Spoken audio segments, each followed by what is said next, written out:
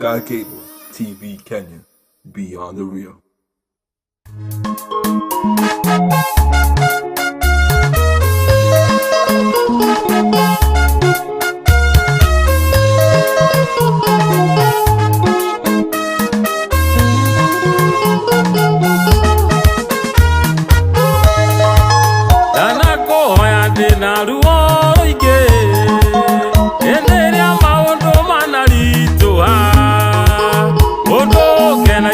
Ate mwathani gutire ndore wanogio nithie ye wana wakeria gekero kenge utungataine na mutorere-ini uyu geithia thikana riganirwo Ngai ona thikana-ine nyumba-ini yaku ye wana wakeria gekero kenge utungataine na mutorere-ini uyu geithia thikana riganirwo Ngai ona thikana-ine nyumba-ini yaku anakuhoire na ruo ruingi nikunyororio muno ni Penina ihoya-ini mukigia na kiriko muhe mwana na kamucokia gwaku ye wana wakeria gekero kenge utungataine na mutorere-ini uyu geithia thikana riganirwo Ngai ona thikana-ine nyumba-ini yaku ye wana wakeria gekero kenge utungataine na mutorere-ini uyu geithia thikana riganirwo Ngai ona thikana-ine nyumba-ini yaku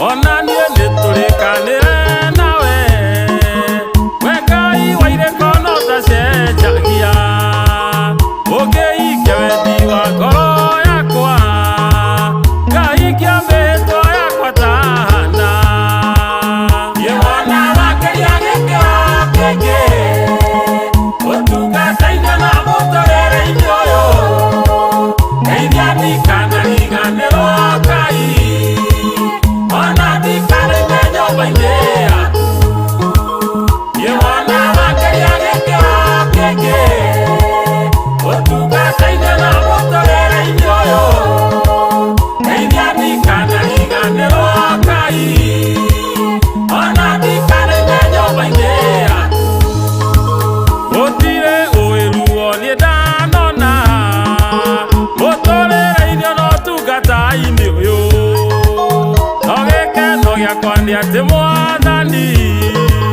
gutire hindi ona mwari watiga ye wana wakeria gekero kenge utungataine na mutorere-ini uyu geithia thikana riganirwo Ngai ona thikana-ine nyumba-ini yaku ye wana wakeria gekero kenge utungataine na mutorere-ini uyu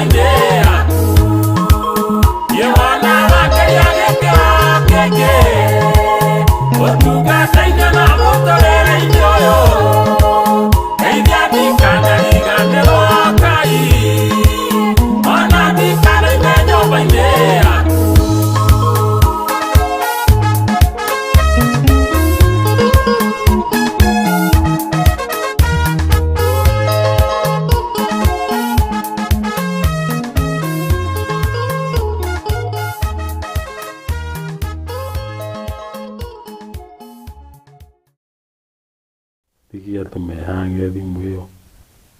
Na begi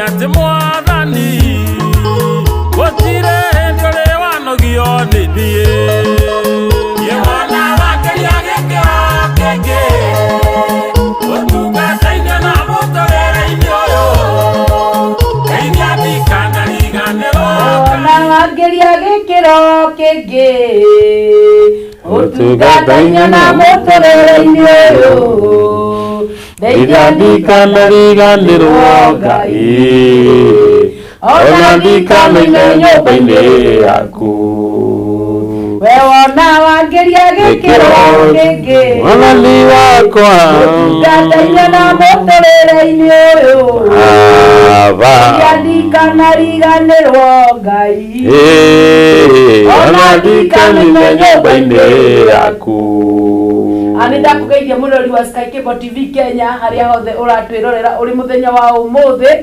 muthenya witu ni wakinya uria tukurehagira tabarira ya menyama indi ni tuoka guku gwa Sky Cable TV Kenya umuthi ni urakiona ni ngeneirwo ni mugeni tu na mundu gwitwo Bishop na guku ni urakimuona sawa sana ni gakorwo kiaraniria nawe muthenya wa umuthi no kimenye ati karugendo gothe kanjagiririo no kari tumathina twako na nikio muthenya wa umuthi tukire nigetha tukwire uhoro wa ma niguo na ni ukorwo gitukania ruga ciothe tondu nake akiumite kuria noka kutunga mubia undirikania kutunga mubia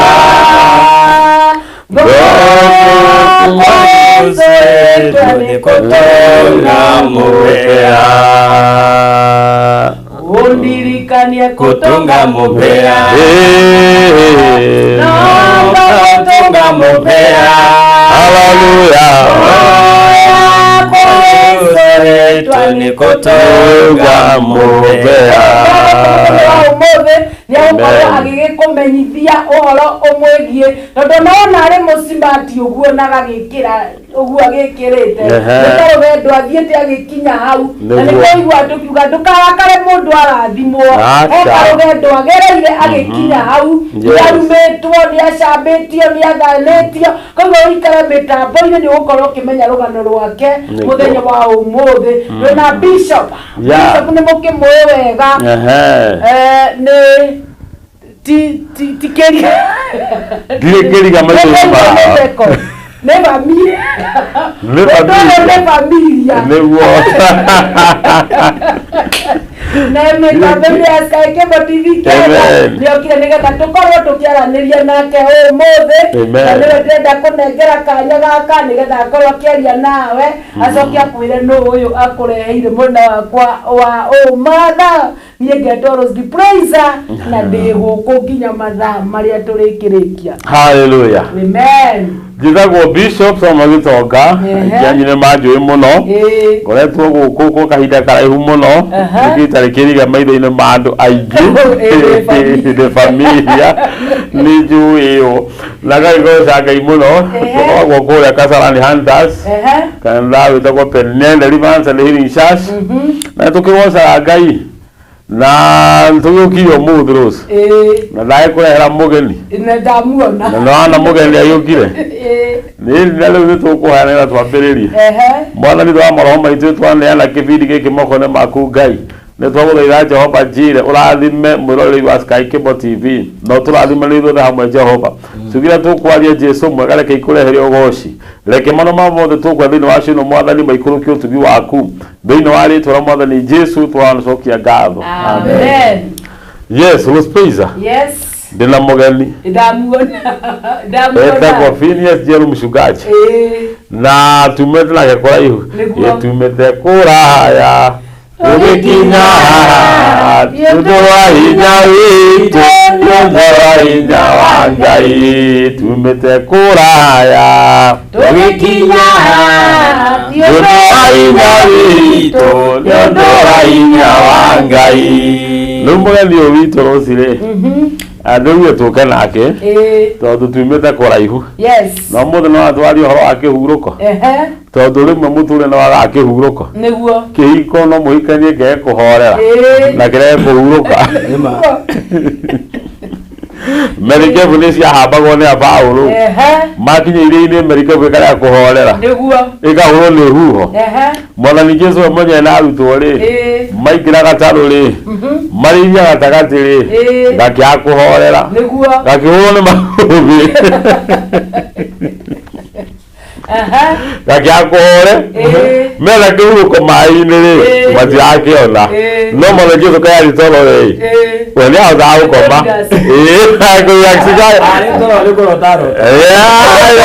no amatiora toro gĩũkane nĩ gĩũkaga no gĩtinĩiragia Mwathani akoragwo arĩ oho na tũthurũkanĩre nyingĩ mũtũrĩ-inĩ ũyũ rĩ na maica nĩ maregire kũhurũka rĩ rĩu gatũĩke na mũtungatĩri nĩgetha tũigue kana hihi atungatĩri rĩ nĩ makoragwo nĩ makũmbĩ na nĩkĩe gũkũ mũthĩ na nĩkĩarĩ gũkũ mũthĩ akorwo akĩaranĩria na mwĩroreri amen ũguo mũrori witũ kamweke rĩ mũgeni witũ rĩ nĩtwakĩgeithia roreri akĩmeretagwo atĩa ndakwĩra karibu sana mũgeni witũ thengio ũkorwo ũkĩgeithia andũ aya no mere marĩtwa maku nĩgetha makorwo magĩkũmenya tũgĩthiĩ na mbere matikaugage ũrĩa ũcio wĩna marumu thengio yes tondũ wa ũkorwo gũkũ wa Sky Cable TV na thengio tondũ wa Bishop nĩ mũrata wakwa mĩaka mĩingĩ na nĩoĩ maũndũ marĩa ngerete thĩinĩ wa huduma na mũtũrĩre ũyũ amarĩtwo njĩtagwo Njerũ Phineas kana Apostle Njerũ ngoragwo na kanitha wĩtagwo Elohim Saint Exodus hau nĩ ndĩrahunjia na nĩ ndĩrakenera Ngai tondũ wa maũndũ mothe na niĩ nĩ ngũtukania Kiembu nĩ ndĩ Mũembu na gacoka gathomera kũndũ gwĩtagwo Ikamba gacoka kaikania kũu rĩu nĩkĩo raiguo na Gĩkũyũ gĩakwa kĩratagĩa Ikamba kĩndũ taramenya ũrĩa kũrathiĩ lakini nitachanganya zote nitaongea Kiswahili ili pia mtazamaji aweze kufanya nini kushika vizuri. Mimi nimesema hivyo, nimeitwa naitwa Phineas ama Apostle Njerũ na mpenda Yesu na nimeokoka. Amen. Injili wanga na ubiri kama nimeokoka. Amen. Amen. Karibu sana. Asante. No nĩndĩrenda ũkorwo ũkĩarĩria mwĩroreri wa Sky Cable TV Kenya. Tondũ no ngawagĩciarĩtwo rĩ mũnoku. No ngawagĩciarĩtwo rĩ mũnoku. Niĩ ndiaciarĩtwo ndĩ mũnoku. Njerũ aciarĩtwo ta ciana ici ingĩ. Ona gwitũ ati mũndũ warĩ mũhonoku. Yes. Na njĩraga andũ gwitũ tiga mami witũ. Ũcio nĩwe ndĩngĩgĩa ũira wake ndarĩ anyua njohi. Aciangi othe ona niĩ ona. Wĩ mũkunda. Atĩ gũkunda. Nĩenda kunda nginya getha mbera nayo. Ona kũmĩendia. Aciangi othe. Nĩtũĩ twagerera gacĩra kau. Na niĩ ndaciarĩirwo Embu. Andũ etagwo Karurumo. Kũu nĩkuo ndaciarĩirwo. Yes. Mĩaka mĩingĩ mĩhĩtũku. Mĩaka Karũndo. Na hau ndĩna tũmĩaka. Tũmĩaka ndĩna tuo. Na gĩthomera ndathomagĩra thukuru etagwo Karĩrũ Primary. Kũrĩa Embu. Yes. No thereafter tuliama. Tukajipata tuko kambani mahali kunaitwa Mwingi. Na nikiwa pale Mwingi ndo nikarudi nikaingia shule fulani pale inaitwa Mboru Primary. Pale wazazi tukahamia kule na mambo ikawa kama kawaida kama kijana.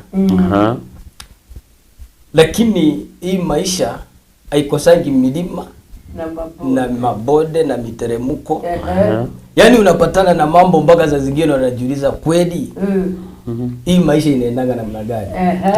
Nikasoma mimi naambianga watu hata ukiona nikiwa hivyo masomo yangu kuna mahali likatikia. Nilipofika darasa la 8 ni kwa sababu kando na ufukara au maskini ule ulikuwa kwenye familia yetu, sikuweza kuendelea na masomo, lakini nilikuwa pia nimejiingiza kwa mambo ya mandawa. Aja. Nikawa nimeingia kwa mandawa, si ile ya kusema ti hata ile ya kusema ti ile ya kupitia mandawa. Mimi nilikuwa ndani. Ulizama ndani. Nilikuwa nimezama ndani. By the way, kama singetumia ndawa nilikuanga naumwa na kichwa. Aja. Ulikuwa addicted. Yaani nilikuwa imefika wakati nisipokula kitu inaitwa mongoka. Nisipofuta bangi. Aja. Mimi yani unapata ya kwamba ni kama nimekuwa wazimu. Na hata sino iwa tera rurumuka. Dawa no kai. Dato kile mundoge. Dawa no kile. Jesu ni acokire akehereria ucio na agikorwo mundoge. Ndikio ranyo na wasika Kebo TV umundu. Amen. Ndio na ningekuwa already hata nimekufa. Mahali tulikuwa tumepelekana na madawa. So kumaliza class 8 hakuna college nimeenda, hakuna nini, nilikuwa nimepata marks mengi sana. Watu wasemagi marks zao. Lakini yangu ya class 8 naweza nikakwambia manake nilikuwa nimepita sana na Mungu alikuwa amenisaidia. Nilikuwa na marks 175. Acha nishe unacheka. Wajua ni mama maya kedo. Nilikuwa na wajambia ine. Ndio pia alikuwa amejitayarisha. Wajua alikuwa amejaribu kujitayarisha. Nilikuwa nimepita. Wapi? Wapi hapo? Na huo wakati unajua tulikuwa tunakanyonga mpaka 700. Nilikuwa nimepita. Sikuenda kulala kwa darasa. Nilikuwa nimeenda kufanya nini? Na nikapita na hiyo max. Vizuri. Mimi kitu hata sijui kama nishaende ile kitu mnaendeanga shule ukitoka kumaliza mtihani. Hiyo certificate hiyo. Hiyo. Sasa naendea sijawahi. Ora toale ku. Kato maxi total. Na kitu ya kushangaza, hebu nikwambie kitu. Ndo naambianga watu ya kwamba kitu inaitwa uchawi, naambia watu uganga na hii mambo ni lini. Mimi nikitoka shule, nikitoka pale Karero Primary, sikuwa naenda chini ya namba 3. Ukiwa class? Ati kutoka 1 nilitoka kule nikiwa class 3. Sijawahi enda chini ya namba ngapi? 3. Na nilipoingia Boru Primary, nilienda pale class 3. Nilienda by the hata kama sijui Kikamba nilichukua 100, ilikuwa kama mjiza na sijui. Lakini nilipoingia class 4 hivi, niingie hivi, kiliumania hapo. Ikaisha yote. Masomo ilikuto. Ya yote ulikuwa unaelewa ikapotea. Ama ni kuroga. Ni sawa. Maneno ndio hiyo ni ya siku nyingine.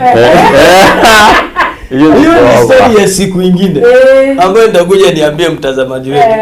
Jue ya kwamba kuna Mungu na Mungu anaweza akakutoa mahali ambapo mwanadamu hawezi akakutoa. Amen. Ukiamini Mungu hakuna mahali hawezi akakutoa. Amen. Anakutoa kwenye shimo lile ambalo adui angedhania utatoka. Mahali ambapo uliwekwa na shetani, Mungu ndiye aliye na uwezo wa kukutoa peke yake. Hallelujah.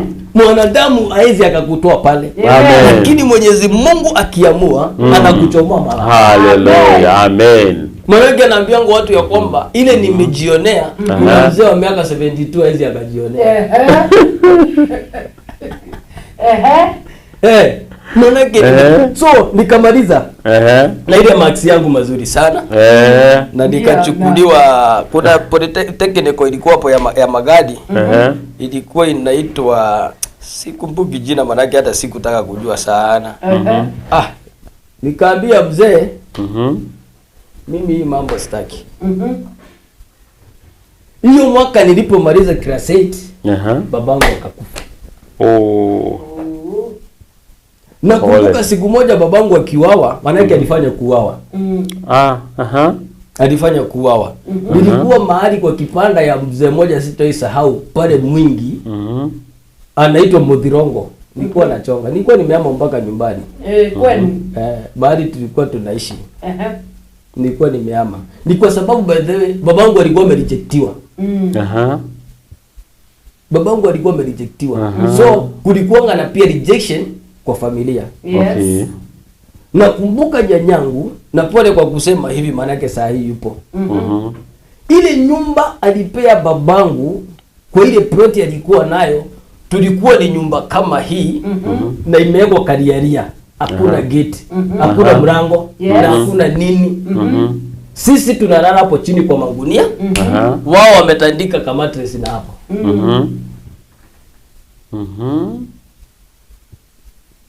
Life ikawa ni hiyo. So mzee ndio huyu ameenda.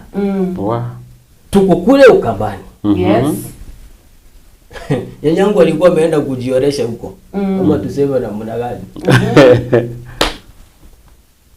Na maisha ikawa ngumu.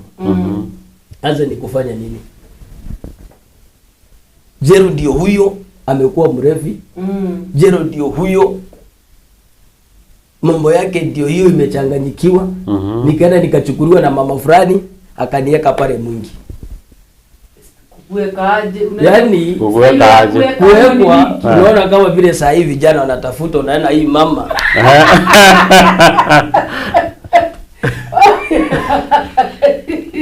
Hapo ndio tulikuwa Pole kwa kusema hivyo manake najua mke wangu anaangalia. Sikosa mahali pa kurudi. Nisikose mahali pa kurudi. Kuna mambo mengine tunawaambiange mtu. Nayo. Lakini kwa sababu nataka mtazamaji aweze kusaidika. Asione ya kwamba nimekaa katika hii kiti. Nikuwa vile nilivyo, akadhania kwamba huyu ni mtu amepitia maisha yenye konyoe. Kuna mahali Mungu amenitoa. Yes. Na kuna mahali ambapo nina ushuhuda ya kwamba yule mtu anayepitia yale niliyopitia. Yes. Kuna Mungu mbinguni mwenye anaweza kumtoa. Amen. Na mupeleke kiwango kingine. Amen. Hallelujah. Na mambo ikaendelea, baba amekufa. Tumeachwa mimi, niko na dada yangu askofu anamjua. Huyo mwingine kuna ndugu zangu wawili wakubwa. Watu wengi hawajuangi kama niko na madugu wakubwa. Wanaonaga mimi kama ndio mkubwa kwetu. Lakini niko na madugu wengine wakubwa wawili wako pale Mwingi mpaka saa hii. Na tumeachwa kasichana kako kandogo kanaitwa Agnes, kwa wakati kalikuwa kachanga. Na sasa maisha ikawa ndio hivyo. Maisha ya mamangu sitawahi sahau, ilikuwa ni ya kilio. Mamangu alikuwa na maisha ya kilio. Mimi nimeshuhudia mamangu analia siku na nyingine. Siku na nyingine. So huyu mtu amekula miraa, amefanya mambo, yani ana mbele na ana nyuma. Niko hivyo, sina mbele na sina nyuma. Diposa nikakuja nikachukuliwa na aunti yangu. Akanileta hapa dini. Hapa Antas. Hapa Nairobi. Ni kwa sababu ya ile starehe ya miraa na drugs. That time nilikuwa nimeanza mpaka kujidunga madawa. Nilikuwa najidunga mpaka. Hiyo inadungangwa hivi. Hizo nimejidunga. Hizo ndawa kuna wakati ungeangalia utafute mshipa kwa hizo zina mali zangu na kwa una mshipa. Ikose. Na sitaki kuonesha hawa watu wa familia nimeingia kwa hiyo level ya nini? Hiyo level ya drugs zimeni affect sana. Naona tu niko sawa. Mtu ajuangi, watu ndio nasikianga wakiongea. Nasikia sijui nini. Nikakuja. Aunti yangu alikuwa anauza makaa na kuku. Lakini nilikula mpaka hiyo pesa ya makaa. Na ni rate. Acha mahali yako ni rate. Ulikuwa pesa yake ya makaa? Ya makaa. Kuna ulikula pesa ya makaa. Aunti yangu ya makaa. Alikuwa amekuajia uze. Mimi ndiye alikuwa anatumia nauza. Tukaila mtu itaze kago. Akielewa nega. Mimi nikakula. Anakuja ananiuliza stoko iko wapi? Sasa utamwambia namna gani? Na unajua kula mdomo sijui nadai lakini hata ukichanganya unajua tu unadanganya. Ukasemekana nirudishwe mwingi. Mimi nikasema sitarudi mwingi. Wewe unasema kurudisha pale. Nikatoroka kama utabadilika. Nikatoroka. Nilipotoroka nililala kwa choo siku 4. Kwa nini? Kuna anti yangu akiwa hapa. Kuna boma ingine ilikuanga hapo ya mama anaitwa Mama Kachu. Sio unajua. Kwa hiyo choo yake nililalanga siku 4. Na sasa hiyo kwa choo unakula. Nilikuwa nazunguka na rokota msari. Vitu. Anda nauza. Alafu napata mbao ilikuwa pesa mingi. Je, utakula utachafuliwa. Na mandazi hiyo wakati ilikuwa kubwa. Kichafuliwa mandazi 3 umeshiba. Na ni kobole. Ati unatoka hapo tumbo ikiwa imejaa. Hapo ndio nilikuja nikapatana siku ya 4. Nikapatana na jamaa fulani nilikuwa nakunywa wa kirabu. Mahali alikuwa ameajiriwa. Alikuwa anaitwa Mokundi. Akani connect mimi nikaajiriwa pale kwa club. Nilipoajiriwa pale kwa club, nikafanya pale. Na mimi kwa kufanya kazi, Mungu amenipea hiyo neema. Hiyo najua. Nikafanya kazi nikiwa nimejitolea. Nikafanya vizuri, nikapewa kazi ya kuuzanga vichwa. Nilikuwa naendea vichwa hapa kia Michael. Naenda natengeneza subu. Za mbuzi. Natengeneza zinakuliwa. Sasa shinda ni moja. Starehe. Hii pesa ya huyu mama nitakula ya vichwa. Ulikuwa mpaka ya vichwa? Ulikuwa umekula ya makaa. Ya vichwa nitakula. Ulikuwa unakula upeleke. Unakula pesa ujuangi ukikula. Unajikutaka umekula. Unafanyanga hivi. Unapata kuna kaof. Na unapata ya kwamba pale kuna club. Unachukua Rose. Unaenda. Acha. Mnakunywa kitu pale. Rose anadhania ni pesa uko nayo mingi ni ya vichwa. Na ndio vichwa zako. Vichwa hata ni za mwingine unakula. Ikaenda hivyo, huyo mama alikuwa ni rafiki mzuri, alikuwa ni mama mzuri. Tukaelewana nikaendelea na kazi. Hakukufuta. Hakunivuta, nilikuja nikamwona. Na ni ule tu wa makaa. Ule wa makaa ni aunti yangu. Alikufukuza. Sister to my dad. Huyo sasa ndio hakunifukuza, mimi ndio nilijifukuza. Maana yake anataka kunirudisha nyumbani. Na utaki. Leo wakati nimekaa karibu nusu. Kule sitaki kurudi. Na huyo wakati mavijana wazee nimerudi kama sina kitu. Ni ili ni wa stue. Mimi nikarudi nikakuja nikakaa hapo kwa kirabu nikafanya. Nikapata kazi ya soko pale Mweki. Hiyo wakati Mweki haikuwa na rami. Kasoko kalikuwa pale unaona hapo Dhikamat. Nini Kasimat. Hapa nyuma kuna tusoko tulikuwa pande hii. Hapo hivyo. Nikaajiriwa hapo kuuza. Kuna jamaa alikuwa ameniajiri hapo. Nikauza waru. Ile roho ya pombe bado inanifuta. Ile siku nilipatiwa hofu hivi. Kuna jamaa alienda akanipea kanyumba tukakuwa tunalala na yeye Mkamba. Kanyumba mahali kalikuwa kama bati.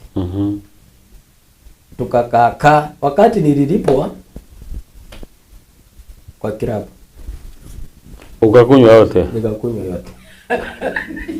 Pombe ni mbaya. Kukunywa si kutesa sana. Unajua hii ni kitu ilikuwa kwa familia. Kwa hivyo hii ni madhambao sijaokoka. Kama kuna madhambao inaongea ya pombe kwa jamii ama kwa familia. Hiyo ni mambo ambayo singejua. So hata nifanye nitake kufanya nini singefanya. Ni kwa sababu hii roho hii madhambao inaniandama. Babangu alikufa akiwa amebeba kichwa ya samaki na akiwa amebeba pombe, akiwa mrevi. Nikiangalia kwa familia almost 90% wote ni walevi. Sasa mimi ni nani na sijui Mungu? Lazima madhabahu ikufanyie kazi. Mimi ndio nitakuja nyoroshe.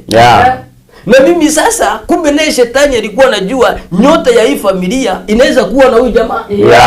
Hivyo ni lazima angenitwanga vita njia zote. Angenicharaza kila njia. Na pia kuna maneno ilikuwa imeongewa mahali. Ndio nimewambia ni story hiyo, tutakuja tuongee siku nyingine. Na hiyo maneno bado inanikalia. Akiali kwa familia ya babangu kumebaki tu msichana mmoja. Hao wengine walikufa wote. Wote. Sina mama, sina baba, sina auntie. Na huyo mwenye na mwenye mbebaki unamwibia. Umemwibia baba. Huyo sasa huyo the last boy. Kwa kina huyo alikufa. Lakini alikufa tukuwa na amani. Tukuwa tunapendana. Na tulikuwa na amani, manake nilikuja nikaokoka na akajora nikabadilika. So na kawa naona mfumenti zangu zimebadilika. Mimi si yule jero walikuwa wanajua. Ni mwingine. Huyu ni mwingine.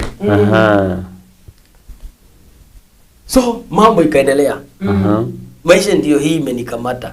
Nilipotoka kwa ile soko nikakuja nikaajiriwa kwa club. Sasa nimeajiriwa kwa pombe. Mahali pombe iko sasa. Sasa hapo ndio utakunywa ujicho. Tulikuwa tunaendea pombe inaitwa miti ni ndawa. Unaona pale Mwiki?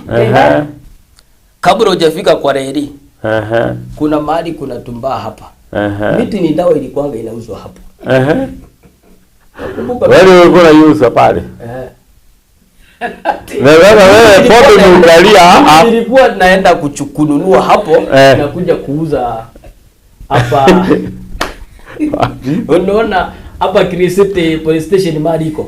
Hapa nyuma kuna mahali niliingianga hapo. Nimekujwa slippers ikaingia kwa mtaro, ilikuwa hapo kubwa. Naenda kutoka naanguka. Na ilikuwa ni sewage. Ulikuwa mrefu. Kwa nimekunywa sana. Hana kuinuka na sasa nikaona hapa hakuna otherwise. Acha niingie nikalie nitafute vitu zangu pole pole. Kaingia kwa hiyo mtaro. Nilienda kwa nyumba nikinuka mavi kila mahali. Inaitwa pombe. Na maradhi ya pombe. Kulipoandikwa hapo hapo ndio mambo ilikuja ikabadilikia. Pombe imeisha kwa klabu yenye nilikuwa nauza. Na ilipoisha nimekaa, kilio ya mama ni mbaya. Nimekaa mwaka na nusu. Huo wakati simu labda ungetafuta jirani mwenye ako nayo ilikuwa inakaa na watu wenye pesa sana. At least uongee na yeye. So nikwenda unaongea na unamwambia niko salama. Unaambia mtu mwenye ako hapo karibu mwenye unajua kuna namba hivi. Niko sawa. Mwaka na nusu imeisha. Pombe ikaisha usiku. Na ile kakirabu ilikuwa inauzwa kila masaa. Nikaambiwa fanya nini? Endea. Nikachukua baiskeli. Nikaenda nikanunua pombe. Nikirudi nilipatana na wakora. Umeendea pombe kuja wauzie, pombe imeisha. Sasa ukirudi nakutana na wakora. Kutana na wakora. Nakumbuka jamaa mmoja alikuwa amevaa shati ya white. Hawa jamaa walinipiga vita. Like tulimo. Ukanyagwa. Na shida ni moja. Sina pesa. Walikuwa wanataka pesa na ni pombe tu umebeba. Singewaambia ni pombe. Siwapatia pombe. Sasa na wanajua ni kama walikuwa wanajua nafanyaga kwa nini. Hawa jamaa walinyorosha. Walinipiga vita yenye sijaiona. Waliponipiga hiyo vita, nilienda nikalala. Na pombe wameshukua. Pombe nimepeleka hata sikuambia mwenye nini. Vile kumeenda. Wameninyorosha. Nikaenda nikapeana pombe na nikatoka nikaenda kwa jamaa mmoja alikuwa anachora tattoo. Tulikuwa tunakaa na yeye. Nikaenda nikalala. Nilikuwa na kambia 5 ilikuwa imebaki nilichukua ilikuwa imebaki kwa kaunta. Nikaenda asubuhi na mapema, nilikuwa Githurai nikinunua cabbage. Umeanza na pombe kuuza. Ile vita imekusaidia. Ile vita kwa imekusaidia. Nilikuwa nanunua cabbage. Nakumbuka nilinunua cabbage ya shilingi 3 na shilingi 5. Na nikanunua paper bag ya green. Na hiyo nyingine ya green iko na tunguo twangu. Kwenda mwingi kulikuwa kuna dibishwa 150. Nikalipa express. Baka mwingi. Nikaenda nikaambia mama nimekuja. Vile nilivyo. Na nikampatia tu cabbage. Lakini si hapo umerudi sasa. Nimerudi nyumbani.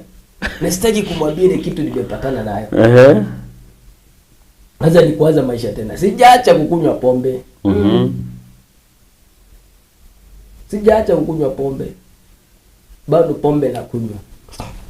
Shikilia tu hapo kwa pombe. Wacha those please atuambia watu wanasemaje kuhusu kama kuna maswali umeulizwa. Kuna mtu anaitwa Josie Sophie. Ako ndani ya mitambo. Na Mungu ni mugeria tio ni bwana ya mtu sasa. Na hizo wasiana. Ihoretwo ni mai mwere bogima.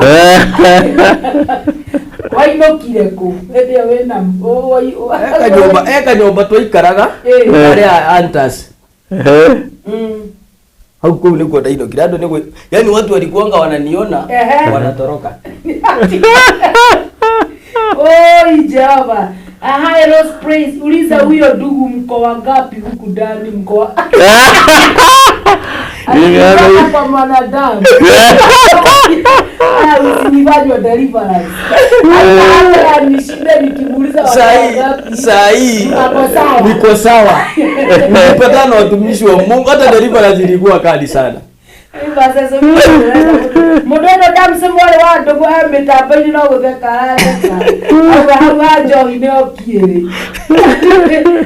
modelo tu Elizabeth Godho Frisco kigongona kia Johi negethi nĩgũthũkũraga bamĩrĩ nyingĩ kwanyu gĩgĩa bamĩrĩ nyingĩ Gacuĩrĩ arauga mĩtambo-inĩ sana mũndũ wetwo Pastor Sophie arauga ũyũ nĩagereire maũndũ maritũ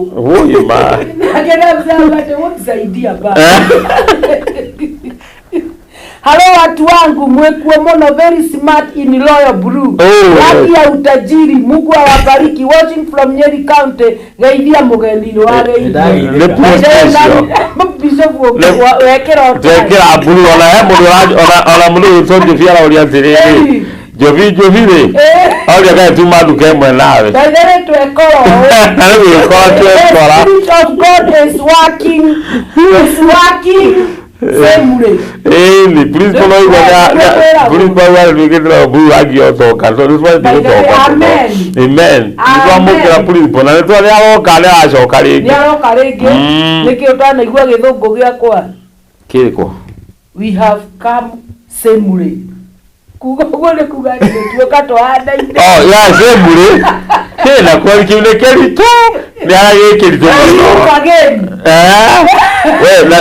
Na bibi yakwa na igirire. Ego ko mitambo-ini. Ni ndio itoka zake muona hau. Na uria arugatire diabio huyu aseme bwana yeye. Arudie nyuma yake. Ate bwana Yesu. Alirudirithio sasa ako sawa sana. Mundu uragitwo Jenjeshi mitambo-ini sana na mundu uragitwo Redia Gitonga the first lady arauga wow done sana geithe kai na ngeithi cia mwathani so iko juu sana. Pastor Jero ni arangenia muno ni arakenia madam tiga guo riu na tiga arangenia na dake ni twarakenia ni Jero aigua munywiri ucio na kuria mbea cia makara na cia mutwe na cia mutwe maina fundi atuba nguo cia jini anga murera Darasa well presented.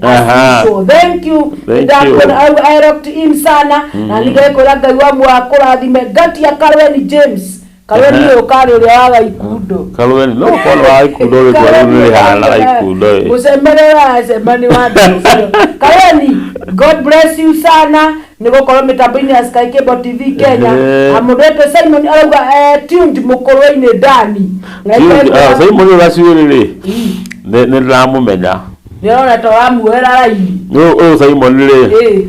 Ndiramumenya no ana kuga ikundo akahika mukorwo-ini. Ati akahika.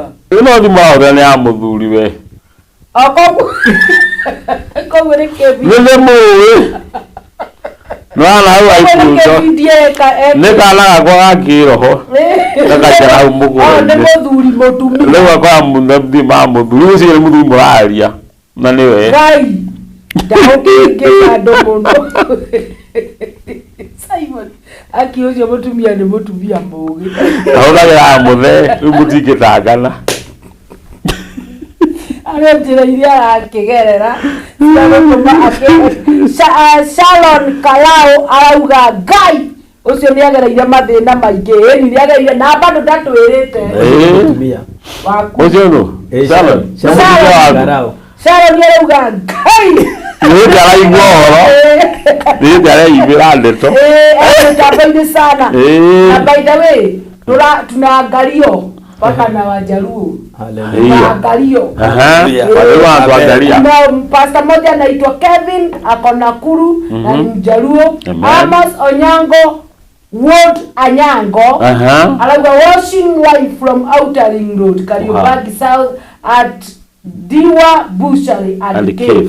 Haya. Amen. Sasa tunatazama mpaka na Wajaluo. Haleluya. Ndio mthoko moyo mwana Hyundai alaga following up. Alikuria gogogitwa Nawe wadi wa Bushari ri tuthikwa turi githi hona hahena twa Bushari ni hahena nyama naona kile hena kifu Onyango utakuja hapo tukimaliza tu miaka utakupa namba simu nyama moto na mwisho tijo wewe wacha ni bile nyama je wali kia mari ahulio megirisho idano megate ari 5 zamaki 2 mari na magetigia megate bucket 10 ici na nyama yari tiatiga tutoketia ndo asio maelezo Samar Warero Leoria. Bana Biongo. High Bishop Adros and Mogenis. Yeah, we are high.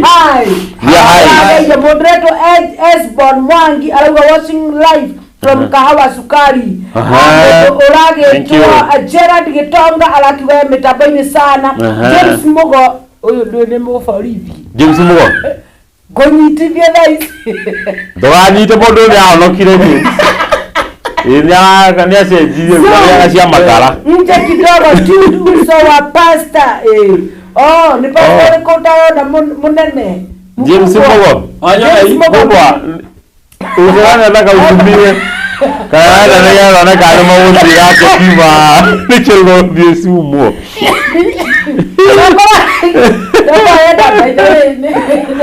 Kwa endo kile kiasi. Enda usumo azoka. Katanga edani sana akiwa Katanga wa boy faith metabaini sana Stephen Vega ale metabaini James Mogo ni mvorivi James Mogo ndio hapa ndani na dao na wacheki sana tena sana Titus Ilongo na metabaini sana na alakiuga ekole githira 45 mere size alaga ne doka na igaikora God bless you Pastor Sophie bado aria metabaini sana PK wanya ikaraga present na igaikora God bless you James Kariba ni pastor akoragwo kabira no aragia gikuyu wow ari kundu gugwitwo girgira moderator pastor PK wanyaike arakiwa Epark Road Ngara moderator Maina wa Nyeri niwe uma wa mbere gutu tutaikia turaikira Agwetanite nae muno moderator Elizabeth Waithaka arauga mko smart sana na iko na thank you modo uragitwo Amos Gishaba arauga good afternoon moderator Elizabeth gatura salimikeni tumesalimikeko mumesalimio tumesalimikeko aya bastard ndio araria Athiri ya na acha. kugikira nguo ihanaine na mutikwiranite maroho me Maroho maitu makome hamwe. Tunaini kiria. Laini kiria. Master. Laini. Jehova ni naye. Yes Lord. Kiru kikiria. Wewe ni mother bore ko. Ya Q. Nani kile ndio hapo ara ni F. Laini F ndio ndio laini F. Q nega.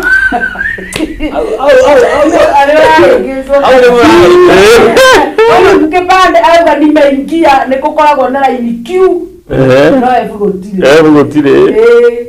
Netwa dance mwe wa ndongo ajira githungu ndigane na. Agekira tukumenyerete na kio. Waboi.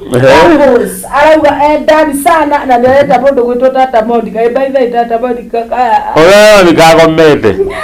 Kale kekire. Nyanyo dawa. Ndiago ire ya nokete. Niguo thari gwa niguo twatwanite wega mwaka ucio rathirire. Tata lu. Apa niaje manie na Niguo kayago ire iyaga. Aigua he handu igitwo. Kwa ni kuigwa wega. Ate kuigwo. Wow. When you are presented, I don't want to marry the boy by the way. Wow. When Elizabeth Waithaka ni mutungatiri na ari mitambo ini sana. Oh, that's good. Ndirakuona no tuthiete wega. Rugano rwa mutungatiri rutire rurakinya. Aha. Na andu kwenda bado thena riri. Rugano rwa keri.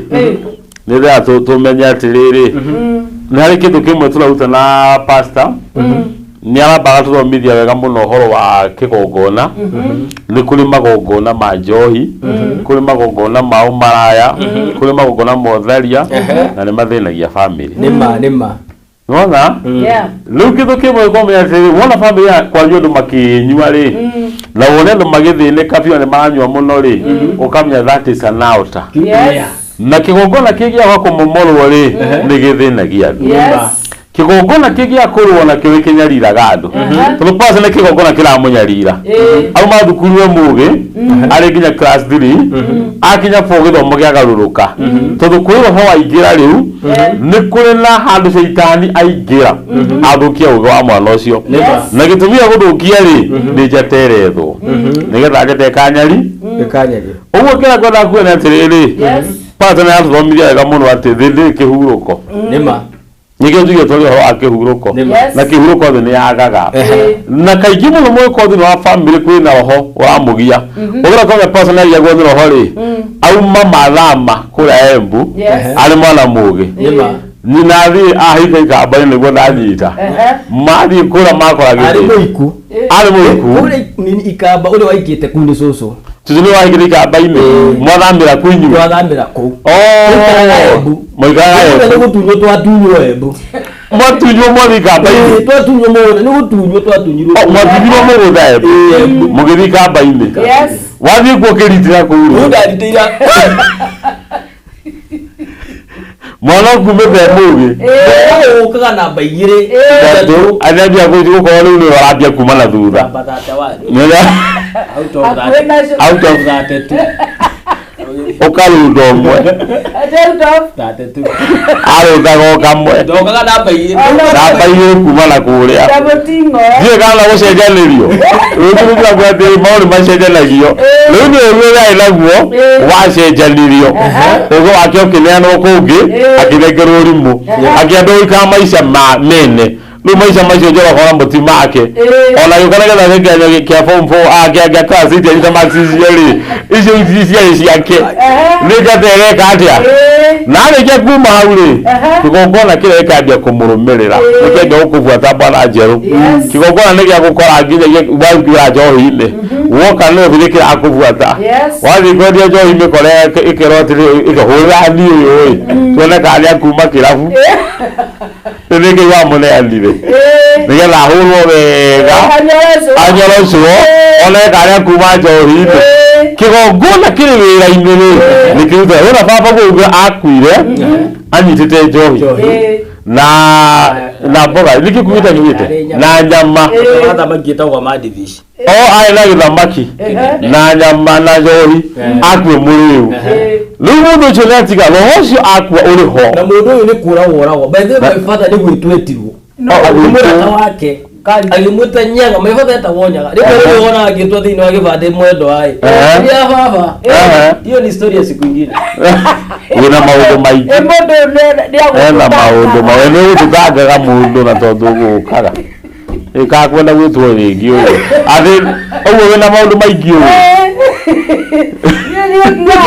eti mundu murata wake kimuta nyaga oka urota tacigana my father no ri warorire na nĩ thinacara yani ndiona nĩ thinacara kada yarĩ na gĩbũi agũthirwo ici akona gĩbũi agĩkua nuna leo papa ndio ragwo no ragwo kugitare gya kawaida no ona neke no baba boragwo ciana ici thini kiriu nigetha gatene ya yenjira biu riu nikiona oka duka desperate riu munyiro no desperateness mundu utari na njira ndena kuria ri oka ni ndirie makara mene ria nyuye cia makara riu kono nginyore aya mamitwe gukono nginyore no amuikia haine ri niguo ciorona wanyitite ithe wa mwiri akinya gukua emuriu akinya gukua le muriu ojo no amunina no ojo rugo na family iriku ugo family yesi ko na johire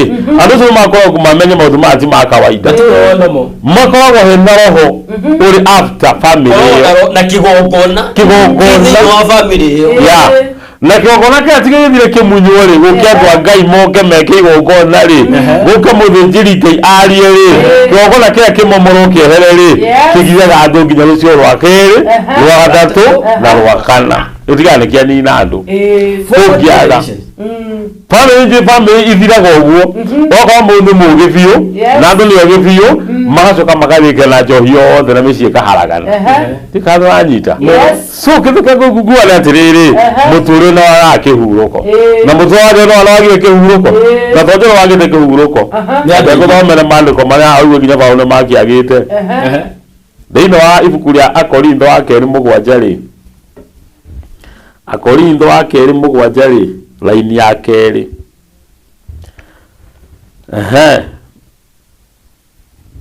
no yeah, 2 Corinthians chapter 7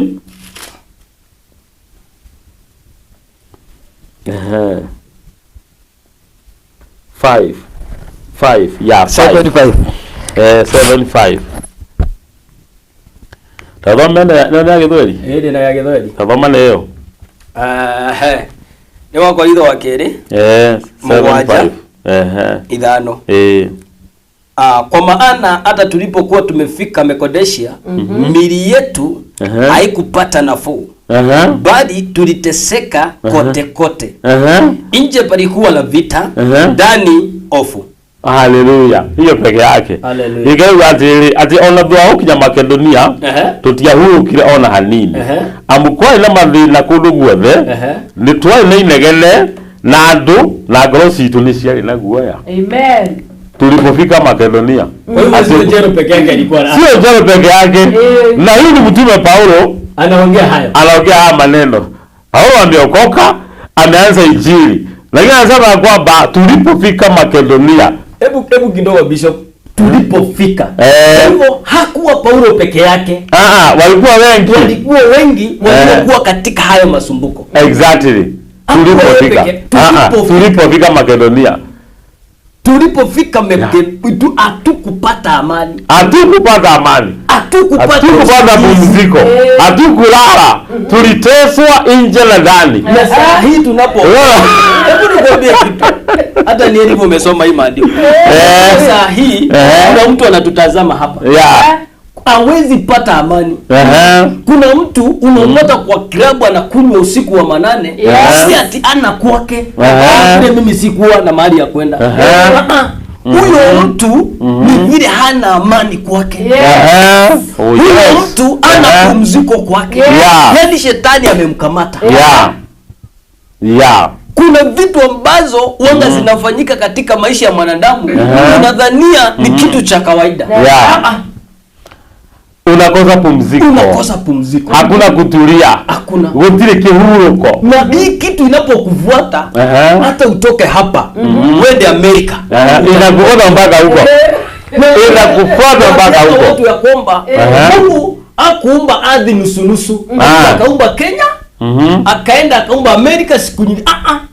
Huu mchanga unakanyanga hapa kwa Amerika. Exactly. Mali yupo siku moja. Exactly. Ndio unaona Jero anatoka Mungu anakuja Nairobi, mateso inaenda zaidi. Hala wewe ukazivita mapepo. Alizema utatoroka mshaka kwenu, uende Kisii, utakaa huko, utafuata mpaka hapo. Maana ni watu ya kwamba huu mchanga unakuanga na masikio. Yeah.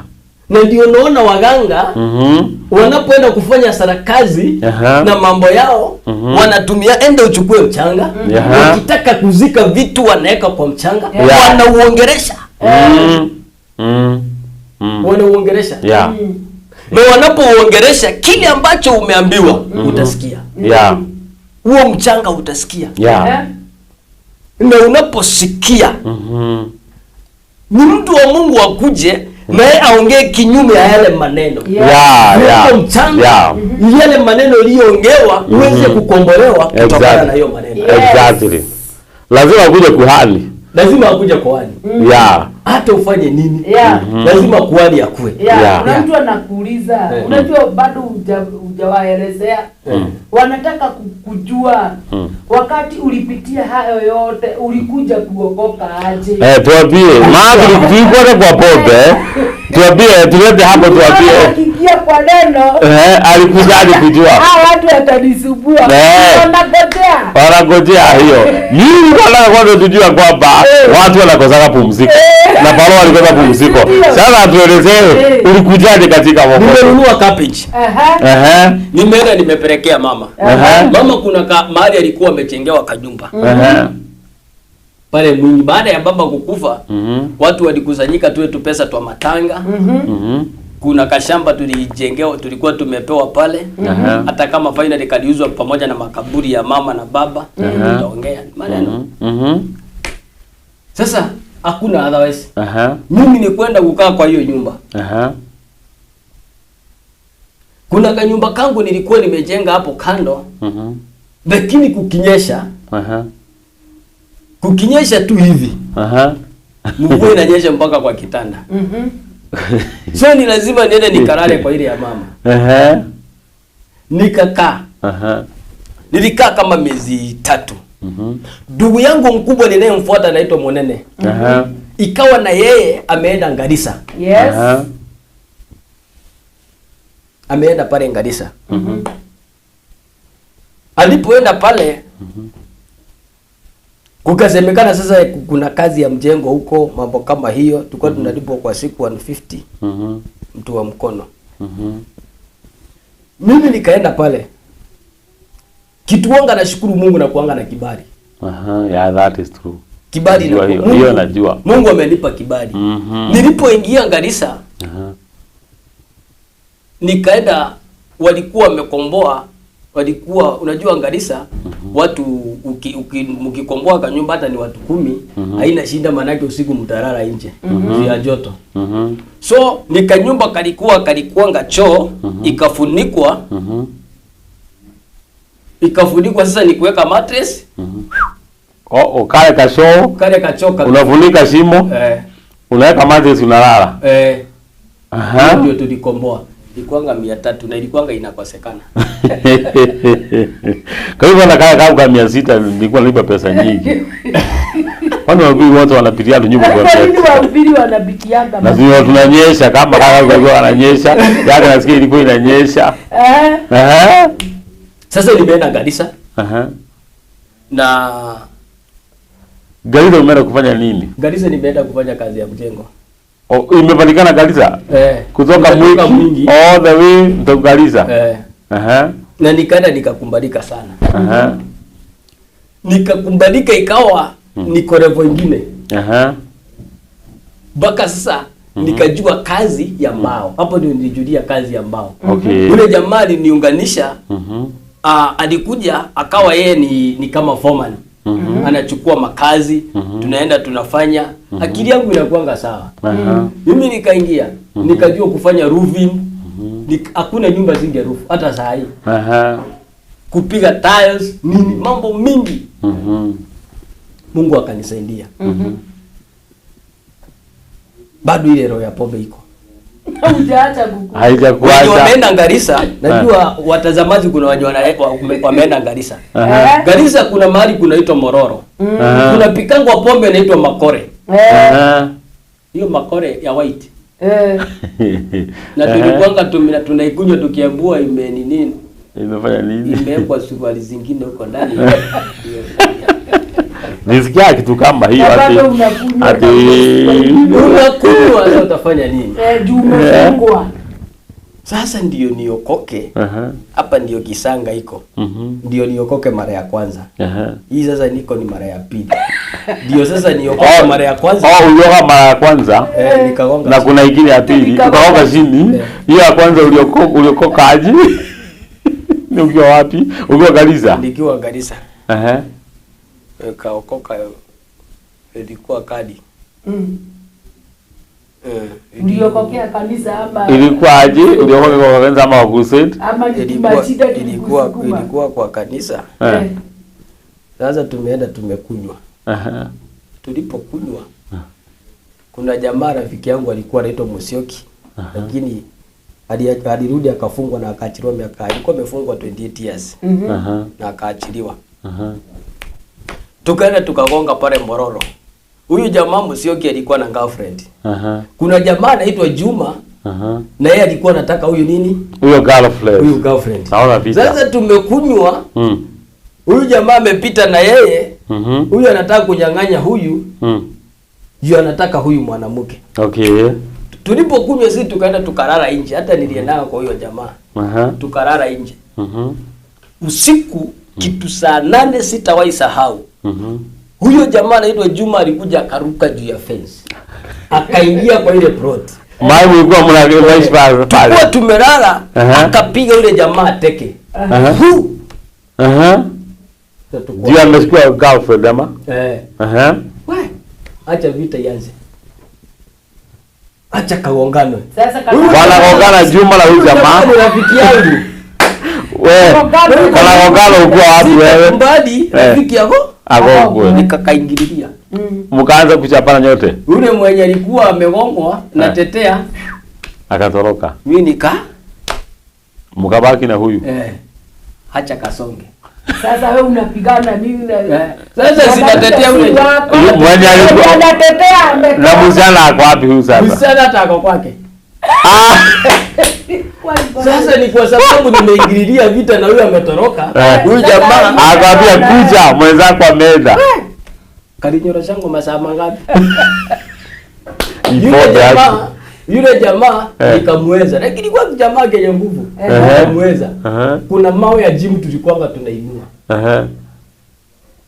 Alienda akachukua. Aya, aliniwekelea kifua. Na huku kufa akulemea. Akimulia kanda ikuire na ndo akimua. Nilirudia Garissa. Number 5. Ndio nilienda nikajisikia. Ulikuwa unaona bikuni imeandikwa godhera. Nikajisikia. Hai. Nikaambua vile kulienda nini? Kwani huko kuna pastor moja alikuwa anaitwa Pastor John. Na tulikuwa tunakaa hivi alikuwa ananiita kamwana. Niambia acha nikwambie mimi naonanga wewe unaweza kuwa mtu mkubwa sana. Sasa nashinda huyu anaongea namna gani? Wewe ukikumbali tu kutumikia Mungu, unaweza kuwa mtu mkubwa sana. Na unaweza enda mbali sana. Nilipogongwa ndio nilikumbuka hiyo maneno wakati nilijiamuka. Hii Sunday nyingine ilikuwa Saturday. Ilikuwa ni Thursday. Saturday wakakuja kwangu wakiwa na pastor napenda sana anaitwa Reverend Motemi. Ako GRC pale Garissa mpaka saa hii pale Mororo. Wakakuja wakanielezea maneno na nikamwambia twende. wakati nilikuwa navaa suruali inafika hapa jeans. Navaa kofia. Wakati ndio kofia, acha saa hii wanajaribu kuvaa. Ulikuwa navaa hivi ama unafunika inakaa hivi. Inakuwa kama na mashati ingine tulikuwa tunavaa kubwa kutuliko. Na t-shirt kubwa. Kubwa kuliko. Anza kupause. Na una mwili. Tulipoenda kukahubiriwa sana. Pastor. Na mambo ikawa iko sawa. Akauliza, kuna mtu angependa kuokoka? Nilikuwa wa kwanza. Na nikaokoka. Lakini kuna kitu moja ambayo kufanyika. Sikufanywa deliverance. Okay. Ya pombe. Nimeokoka, yes. Lakini sijapata mtu wa kujua kwamba huku kwetu kuko na hivi na hivi na hivi, ninahitaji nifanyiwe deliverance. Na hiyo ni ya muhimu sana. Sana. Hiyo ni ya muhimu. Sasa ndio nimekwambia kuna kuokoka ya kwanza na kuna ya pili. Hiyo ulipookoka haukufanywa deliverance. Sikufanya. Ulikaa ukarudi nyuma ama? Nilikaa kama miaka 3. Nilikuwa ni sana. Mtu alikuwa naimba kwa crusade, tulikuwa na kikundi. Tulikuwa nayo. Tulikuwa tunaimba. Hai. Hebu sikilia hapo. Mweroreri, tunataka kuenda ka break kidogo ndio akuje sasa na ile sasa tunatarajia sana. Kutoka kwa mtandao ndio tukunywe tumaji kidogo alafu turejee kwa mtandao.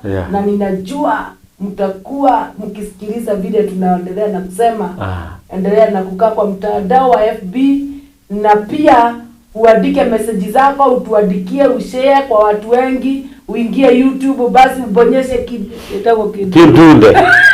Ile kidude ile iko pale. Bonyesha hiyo kidude, basi tutarejea. Nitogoshokereria kahinda gatari shehe ngai mitambo-ini. Amen.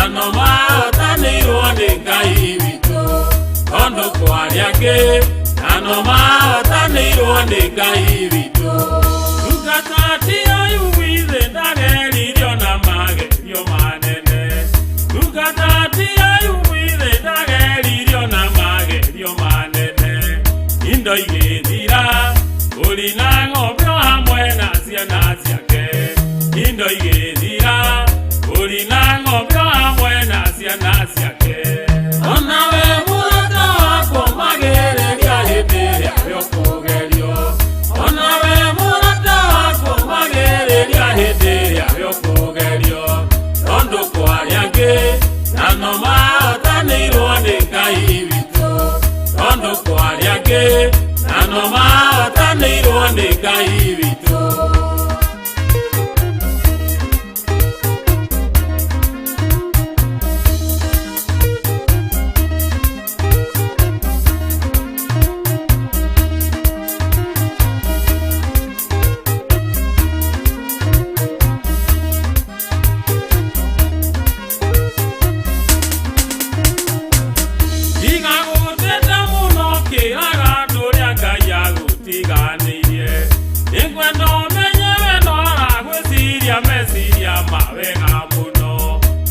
mathayo tondu na mundu athia henanie ninge mathayo tondu na mundu athia henanie ona we murata wako magereria hindi ria biokugerio ona we murata wako magereria hindi ria biokugerio tondu kwariange na no mahotanirwo ni Ngai witu tondu kwariange na no mahotanirwo ni Ngai witu uriona mationeke ni andu aya gugucamio ria wina thina Ayubu ario kwena no ahotanirwo mbara nene ni Jehova igia ciana ingĩ na kĩrĩo ũtonga wake maita mana igia ciana ingĩ na kĩrĩo ũtonga wake maita mana ona we murata wako magereria hĩndĩ ĩrĩa bĩũkũgerio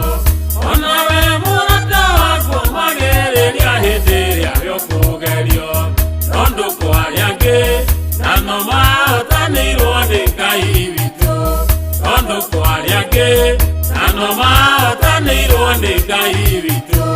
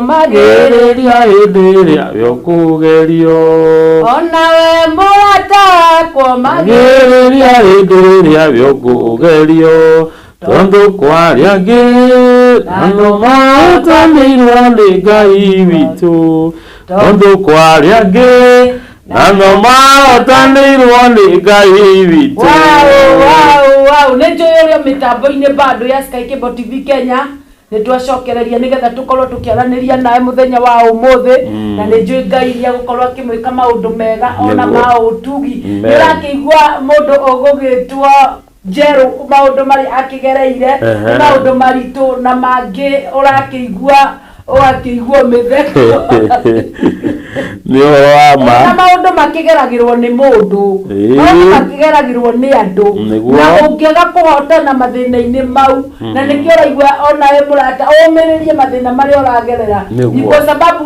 ukipitia hayo mambo yote kuna kajia Mungu atafukua akufikishe kwa baraka zako. Kutoka kwa mtandao ili ukaweze kusikia venye tunaongea siku ya leo. Siku ya leo tumekuja kukuambia ya kwamba hata kama ulipitia kwa mashida aina gani, Mungu anaweza kukusimamisha tena. Sababu anaweza kufanya hivyo. Maana yeye ni Mungu. Na hawezi akakuangalia utesekee jangwani. Lazima ukipitia kwa jangwani bado utafika kule Mungu alisema utafika. Kama vile Jero amefika. Si unaona ni mtu smart sasa. Wakati alikuwa anaanguka kwa mitaro ya mafi. Saa hii hanuki hivyo saa hii ni mtu mwingine different. Kwa hiyo unapokaa katika mwelekeo wa Mungu, mtu wa Sky Cable TV Kenya, Mungu lazima atakufikisha kule unaenda. Kwa pamoja, bado ingia kule kwa YouTube. Ukifika huko Daiwa Bishop Gitonga kibani onyeshe kidude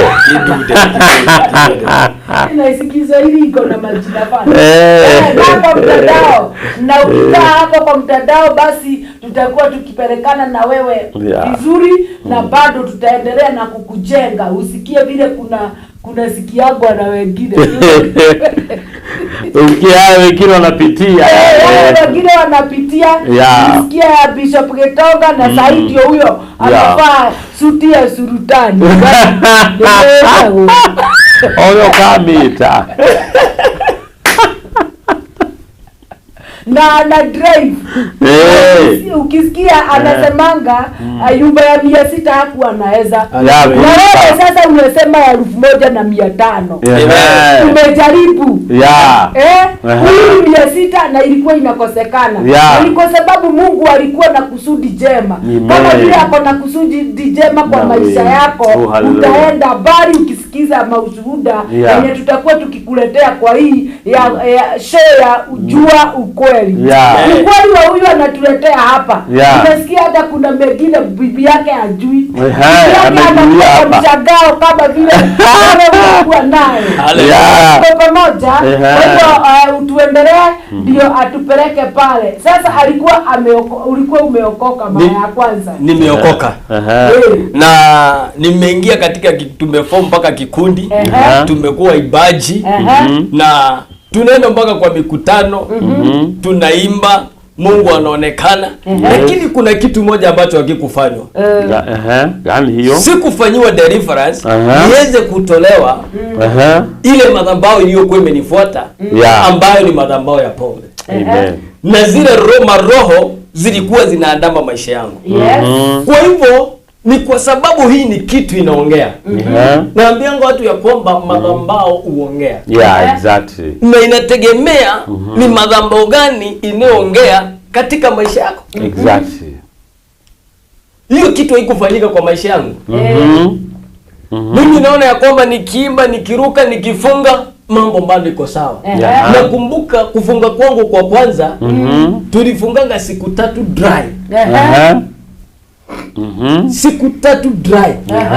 Hiyo ndio ilikuwa fasting yangu ya kwanza. Na nikaona Mungu, hata nikawa sasa niko pale Ngarissa napewa mpaka nyumba.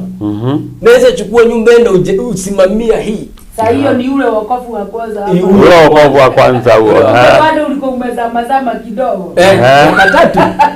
Haya. Miaka 3 nilinyonyesha. Sasa hiyo mtu anakuuliza sasa hiyo ulikuwa umeokoka hiyo miaka 3. Ukiona pombe bado ulikuwa unaitamani. Unasikia tu ukipita mahali. Unasikia ni yeye. Nimeokoka. Sema haleluya, haleluya. Wawa ingata ile digasoka. Okay, ya. No, aigua ndũngĩthũra. Kagamuka ndigĩthora. Miaka 3 kuisha. Nimerudi mwingi. Shetani alihakikisha amenirudisha kwa wale marafiki niliokuwa na wao pale mwingi. Hapo ndio kiliumania. Uliporudi mwingi. Kwani mwingi ndio ilikuwa na hapa ndio kulikuwa na shetani. Hapo ndio shetani alikuwa amejenga makao yake. Nimemtoroka nimeenda Garissa. Umerudi mwiki unampata pale. Amekukojea. Miaka 3 hakuchoka. Ako pale tu anasema aenda tu. Ndio mwana kani huko. Nilijipata kwa kilabu fulani ilikuwa inaitwa Village. Ukifanya kazi ama? Ukifungua. Na sasa hiyo ndio ilikuwa baya kwa maisha yangu. Manake sasa sina hata pesa. Kwa hivyo ni lazima hata kama ni kukamata ngeta. Aya. Unapiga mtu? Ujaipiga mtu ngeta wewe? Hata kufungwa. Kwa sababu ya kupiga mtu ngeta. Askari yako hapa. Lazima nilifungwa nikamaliza. Tafadhali. Halali msinikue huyu. Usichukue. Alimaliza kifungo na akatoka. Embu pale maximum. Na nikakuwa mtu mzuri sana. Ulifungwa miaka ngapi? Miaka ngapi? Acha tu. Ulisukuma. Kwa hiyo unajua jela? Jela. Najua jela. Jela. Uliingia pale ukakaa kama nimekaa mwaka. Ati? Mwaka na mwaka mwingine. Na kwanza nilikuja kuachiliwa na watu wanaachilianga watu. Kwa hivyo wala huko haungetoka. Nilienda nikarekebisha. Na walipoenda kule nje wakaambiwa huyu mtu anaweza kuwa mzuri. Nikaachiliwa. Na ile nasikia inaitwa masi. Ndio hiyo. Hii ya huruma. Sasa washirika. Ukaona huruma. Kwa hivyo huruma sio Mwenyezi Mungu tu amekuonea. Hata serikali.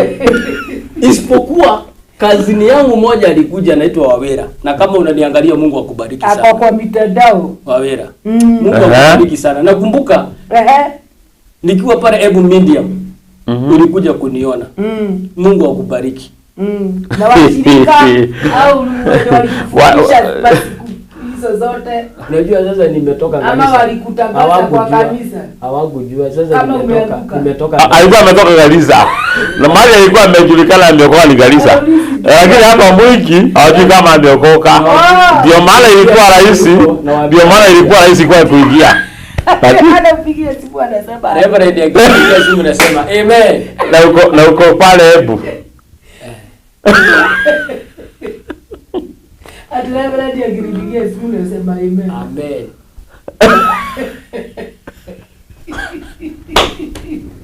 Sasa hiyo baba kaka anavunuliwa. Sasa watu ambao hawakuwa wanashida huyu ameokoka kwa baba ukisema amen hapo. Sasa nikiwa hapo. Nimeenda mwingi nimeanguka, pombe ndio hiyo. Wizi nimeingililia, nimeenda Embu hizi ziachi. Ukora mambo mingi. Nimefungwa. Nikiwa gerezani. Nakumbuka sikuwa nimefungwa. Nilikuwa sasa niko cell. Ile kesi ilikuwa imenipeleka. Nilikuwa mahali ukienda jela. Kama hujafungwa ni lazima upewe namba yako. Kuna kadi ya kiangwa. Hiyo ndio namba yako na kesi yako. Okay. Nikiwa pale. So tukua tumeongoja pale kwa ofisi tuandikiwe wale manini walikuja jana. Wale wenye walikuja jana hii siku nyingine. Kulikuja askari. Na huyu askari sijawahi muona. Na kama bado huko Mungu akubariki sana. Huyu mtu mwenye amekaa hapa ni kwa sababu yako. Yes. Alikuja kuhubiria ama nini? Alikuja. Akaacha watu wote. Akakuja kwangu. Akaniambia kijana, Mungu anakupenda sana. Amen. Jaribu hujakuja hapa. Ni kwa sababu ya vile umefanya. Umekuja hapa. Ni kwa sababu Mungu anakutaka. Hallelujah. Nikamuuliza ati, na nikiangalia ile kesi iko mbele yangu. Kaya kanyeda. Na uko ndani. Na niko ndani.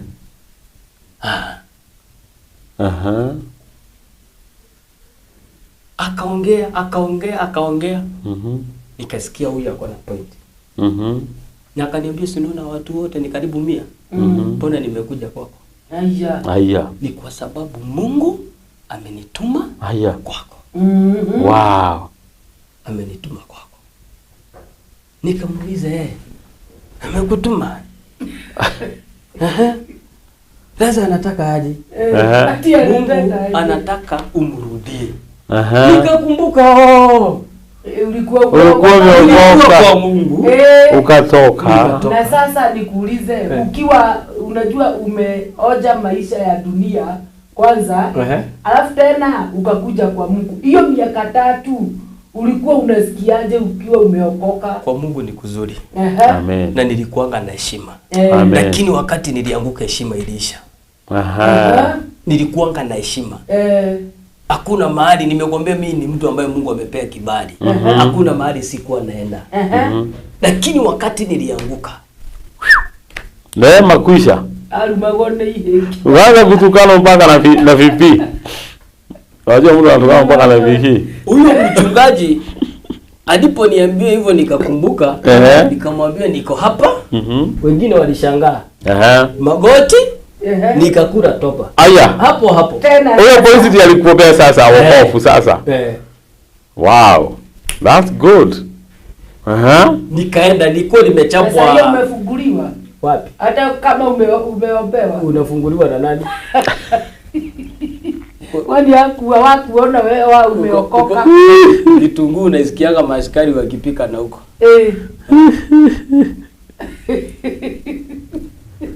Huko kazi kubwa ni kukaba.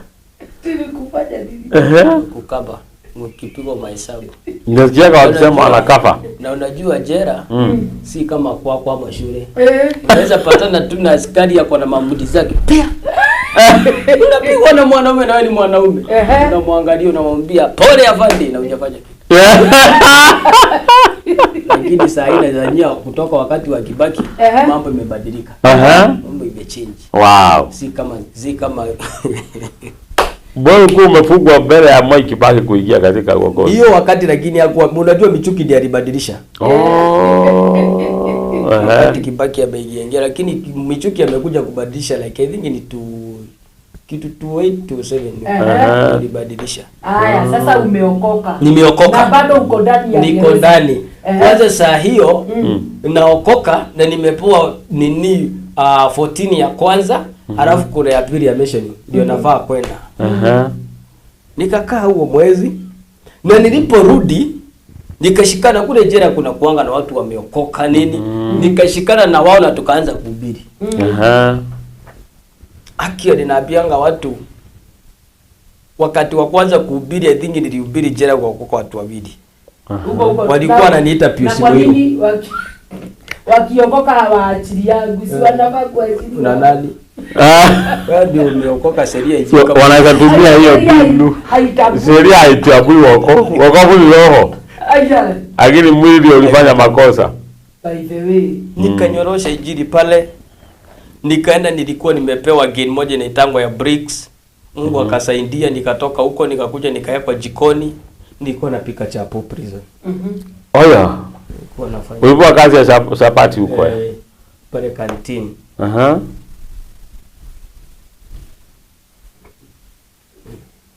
Kwa hiyo ni mpishi mzuri sana wa chapati.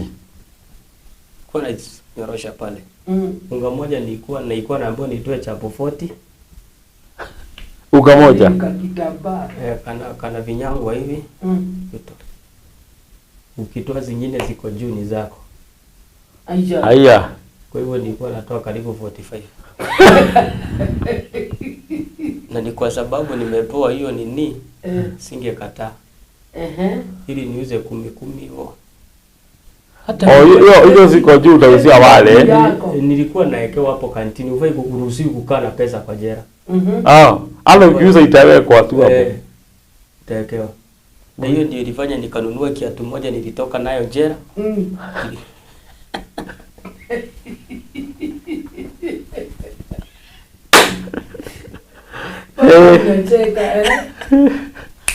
Nimeokoka. Nikienda nini ya kwanza, mission ya kwanza, nikasikia Mungu ananiambia ndo ukakumbali kesi. Nikaambia watu tuliokuwa na wao naenda kukumbali. wakaniambia wewe utaozea hii jela. Ulikubali kesi utaozea kwa jela. Unafaa ukatae. Haikuwa rahisi. Nikaenda nikakubali. Nilikubali kesi, nakumbuka ilikuwa na Monday. Jaji akasema kwanza nirudishwe ndani. Nikuje saa 8. Alidhani ni akili sina mzuri. Nikarudishwa, nikamwambia, nikaambiwa nijitetee. Nikajitetea mpaka nikilia. Jaji jua ya kwamba nimeokoka, hata naomba hii mahakama iniachilie tu. Ama inifunge kifungo cha nje. Akaniambia kulingana na hii kesi yako haufai kufungwa nje. Kwani ulikuwa umefanya? Jela imekupata na hatia. Na imekunyorosha kifungo ya miaka 6. We sasa hiyo uko na ngapi hiyo unajiririsha huko? Sikuwa nimekaa sana. Kaanza kupiga calculation. 6 years. Ulimaliza? Haikuisha. Haikutolewa. Yangu Mungu alikuwa na mpango. Ndio sasa nikarudi nikaachiliwa na probation. Baada ya kukaa ilikuwa ni miaka 2 na kitu. Nikaachiliwa. Na nikapewa ofisi ya kwenda kuosha pale Embu. Niliosha. Niliosha. Nilikuwa naamka asubuhi naenda naangalisha asubuhi na unipui. Hata wana huruma. Hao watu wanaajiri yangu na probation. Hata kama nikamia wanakuwa watumwa. Hata kama nikamia wapeni jamani. Huyo mtu maybe ako na familia ama hata hakuna kazi nyingine anafanya. Ni hapo tu. Wewe mpatie kamia. Hii kuoza utaosha the whole day. Unaingia saa 2 kama unaenda kwa ofisi.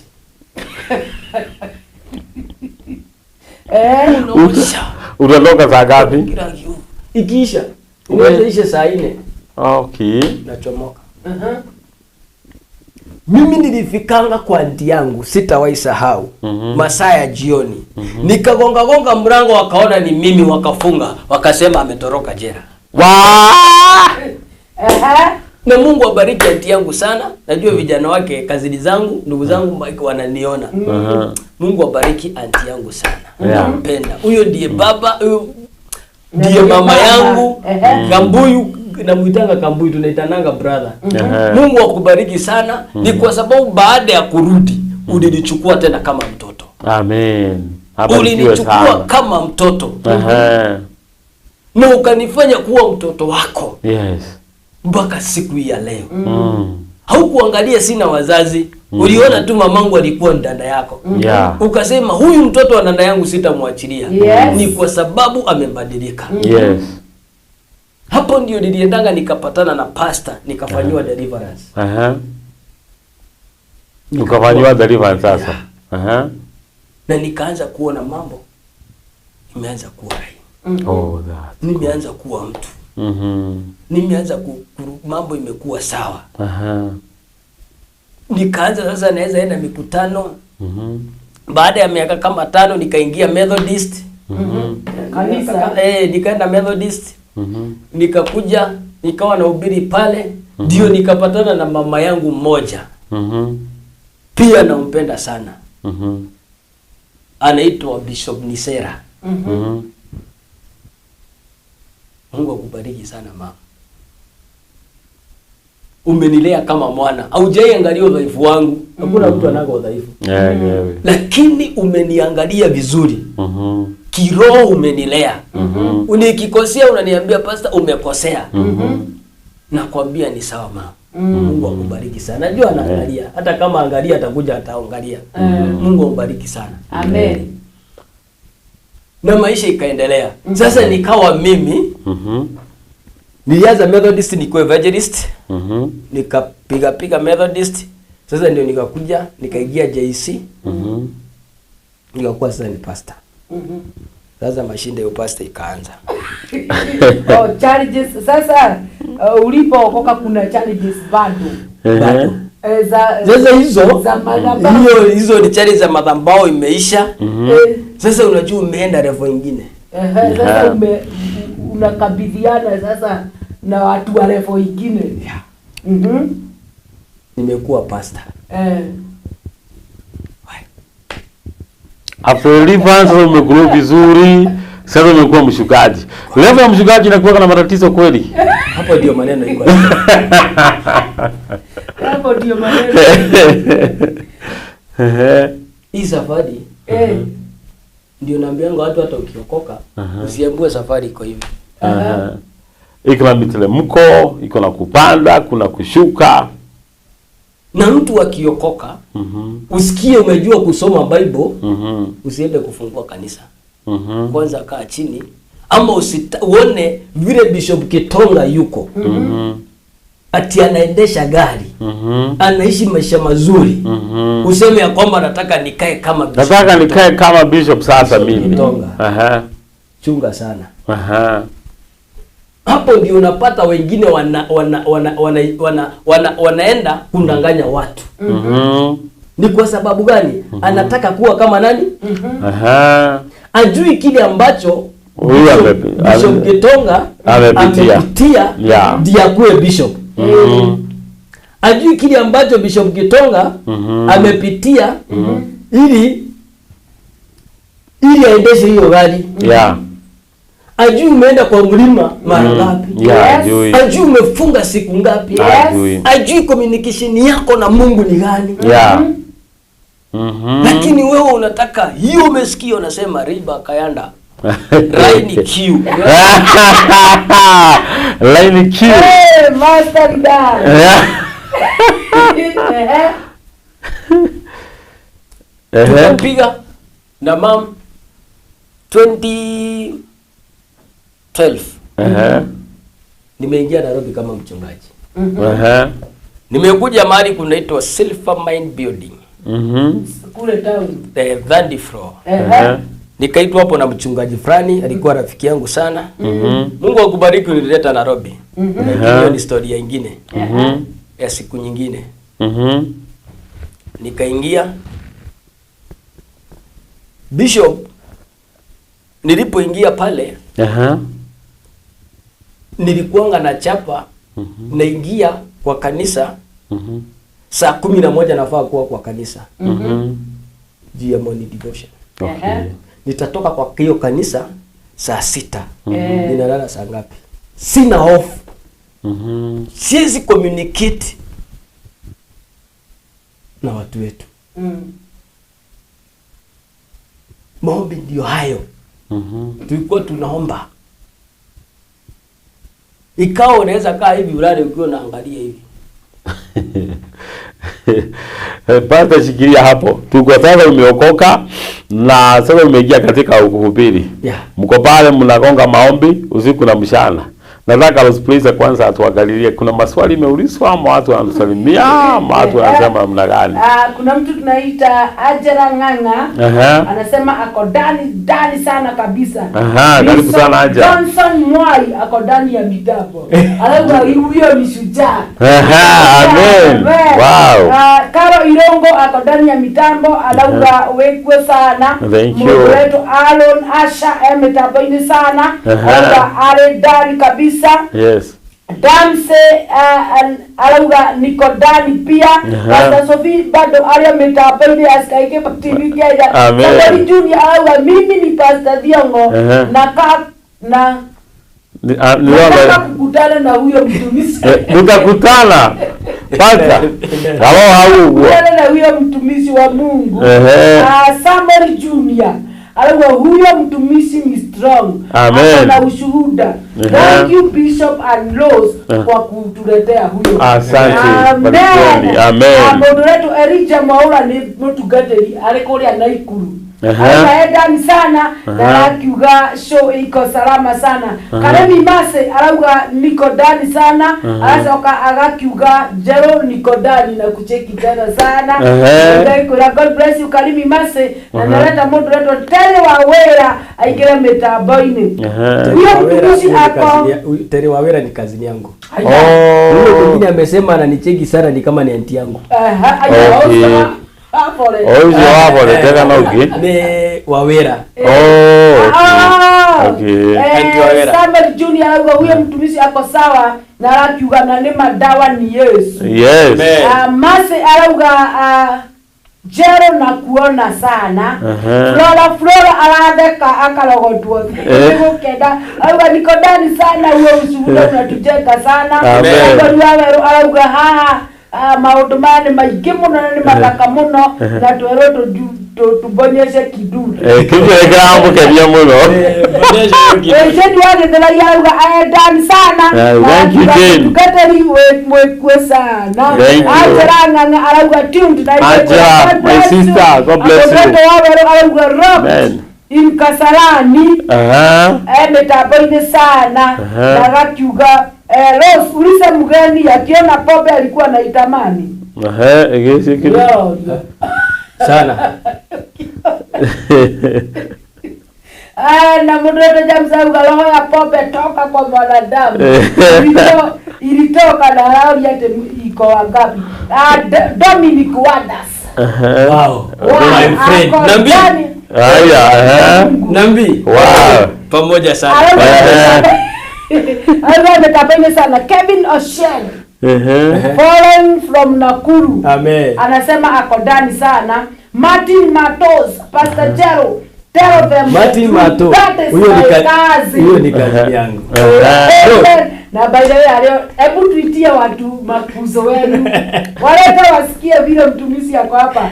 Waite kwa majina hapa. Waite hapa kwa Sky Cable TV. Hapo ebu aite hapo watani wasikie wasikie moto oragitwo Tom huyo Mato ndiye mama yake ndiye nilikuranga pesa ya makaa ni Martin Matos ana vile wapa tokwalia no Martin Matos niko mwana hao Gumana na wale vile wa maitungo.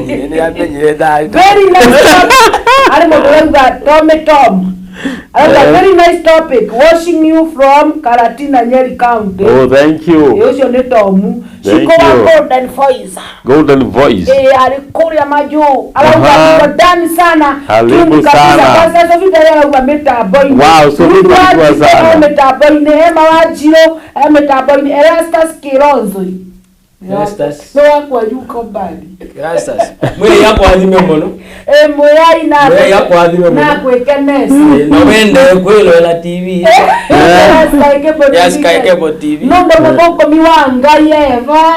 Wanaenda kunena naku. Hawa yako. Mweya sangu mawekevela nekisumbe. Mweya sangu mawekevela nekisumbe. Ay. Futani we musinde. Ay. Na Yesu we musumbe. Musumbe ni kuza Muramaki. Muramaki. Yani dakebe. Even faith. Pastor Jero uko saje sana. Thank you. Amepata Elizabeth Waidaka alauga mnanichekeza na ile mnichezea ile song ya Kikaba. Wataka waya iyo Kwataka ebinda neyoe ebinda ya moyo ebinda neyoe ebinda ya sumbe ebinda neyoe ebinda yo tangiyo kwataka waya kwataka baada kolabo pata ailagia kwa kwa kwa jisha kanisa leo kaidi wa kwali kage mona kaja ni konde kwataka waya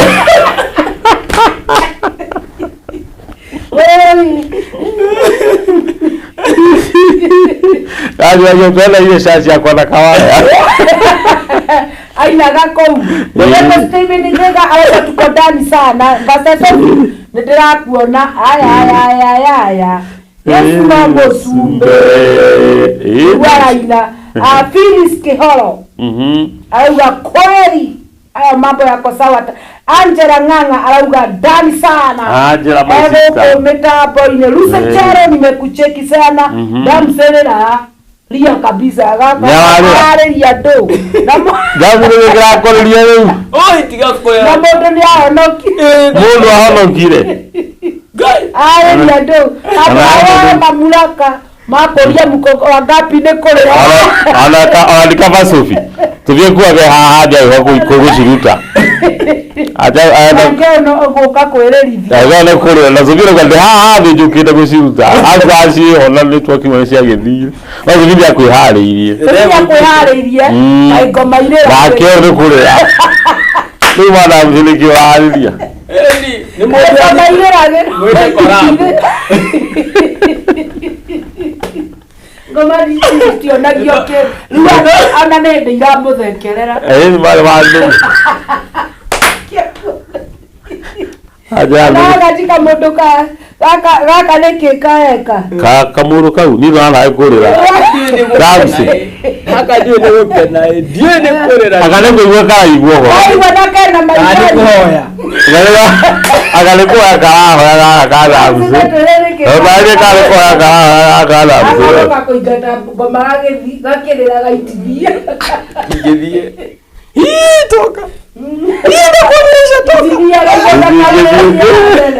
ikaweya kia wana wale otoherere ifaure netomoi na jizo tomo arira uwayu haya tuma halili pastor ni okariu ni ahonoka ni kwambia charges ni wa huduma no na hari kindu kimwe rusikira baga tukenia hau maira ma pastor ko deliverance ri ginya jera ni morano Jermono johi ni morano mundu kwa fobe utawe kama muja muzito ai majo ya kora uyo kiya betwa metobe atiriri kuonoka no honoke no gyago kurwo uyo munyo na mbiri riparipo vino cio no gakugira vino cio no gakugia ni ndi mwana ke twahoira kahonoka hindi mwe gicagi no ogwo ndawo kaune je ungiri blot ri kamuko akomete cuthu yekira buo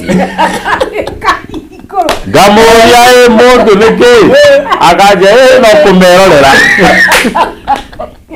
dige kunda no kumerorera riri ngirako yaje kia baba taga thigara na ko yatigitie murango hani aikire ya kanari na munia ikunurirwo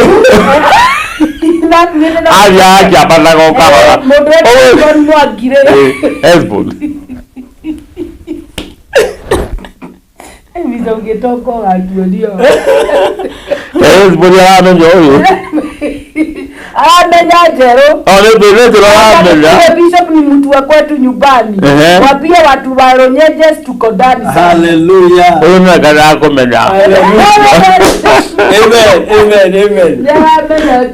Ya menya diri mudu no agwi. Tukuja no mwaza mali. Getaini kana kiria tukimenya kaleha wewe kaitwa kemwega uzi na thumudu cio amekaga uguo ri ni ru twahujia nake ni ru twahujia nake icio no angara gukaguka hindi ingi mara maitu magirie tugethiire kani muno tugethiire ndagika nini ndege ona na kuutithia hau riu wajari cici kire ngona kuona atiriruci utura wihona ati mutu tu pastor aturi atiriri dawa ni mwathani Jesu na wahonoka ri ni utigaragia wira ungi ni utigaragia gukurwo kigongona nginya kiri munyo kiribaribwo wega nigetha hote kurugama undu ucio niguo pastor atuonia wega muno thini wa testimony yake uguo ni mabatha gukurwo pastor cigo cia muico ngiuga tondu arutigitie ndagika nini muno mandiko guthoma thini wa Jeremia 22 29 Jeremia 22:29 Jeremia 22:29 Mandiko mako igatiriri inji Nisikie neno la Bwana. Bwana asema hivi, andikeni ambari za mtu huyu kwamba hana watoto. Andikeni, inji iandike. Iandike ambari za mtu huyu ya kwamba hana watoto. Ni mtu hana watoto. kwamba ni mtu huyu hatafanikiwa siku zake zote. Maana hapana mtu katika wazao wake atakayefanikiwa. Wewe Akiketi katika kiti cha enzi cha Daudi na kutawala tena katika Yuda. That is Jeremiah 22:29. Jeremiah 22:29. Enzi andika. Inchi. Andika habari za mtu huyu. Na ndio unaonanga nilikwambia kwamba mganga anapoenda kuitisha mchanga si mjinga. Anapochukua vitu vyako kama kitu amechukua, amefunga, amechimbia kwa mchanga, ameongeresha. Na mambo yako inapoandikwa mahala pale, usipopata mtu wa Mungu akuondoe mahala pale, itakuwa ni shinda. Amen. Kama mimi singepata mtu nifanyiwe ukombozi, singekuwa jero leo. Singekuwa nasimama mbele yako nikupe ushuhuda. Ni kwa sababu already habari zangu zilikuwa zimeandikwa. Hata ningetoka hapa niende Amerika, habari zangu bado zimeandikwa. Na ndio maana narudi mwingi, unakamatwa. Naenda Garissa, naenda kama nafanikiwa. Kwa sababu habari zangu zilikuwa zimeandikwa kwenye mchanga. Ninakuja Embu nikidhania kwamba naenda kufanikiwa. Badala ya kufanikiwa naenda gerezani. Habari zangu zilikuwa zimeandikwa. Ni watu wengi ambao habari zao zimeandikwa. Tunahitaji mtu wa Mungu atakayeongeresha huo mchanga, awaambie habari zilizoandikwa, azifute, aongee maneno ya baraka. Habari hiyo. Amen. Wow. Good.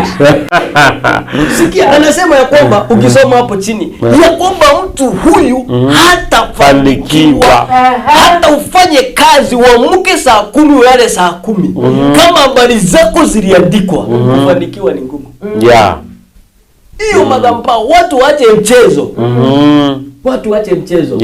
Na watu waache isa. Unajua kuna kitu kingine ambayo imekuja, na ndio unaona ya kwamba watu wengi hawaamini hizi habari ya kwamba kuna madhabahu zinazoongea. Ni kwa sababu ya madivina. Madivina wameharibu injili.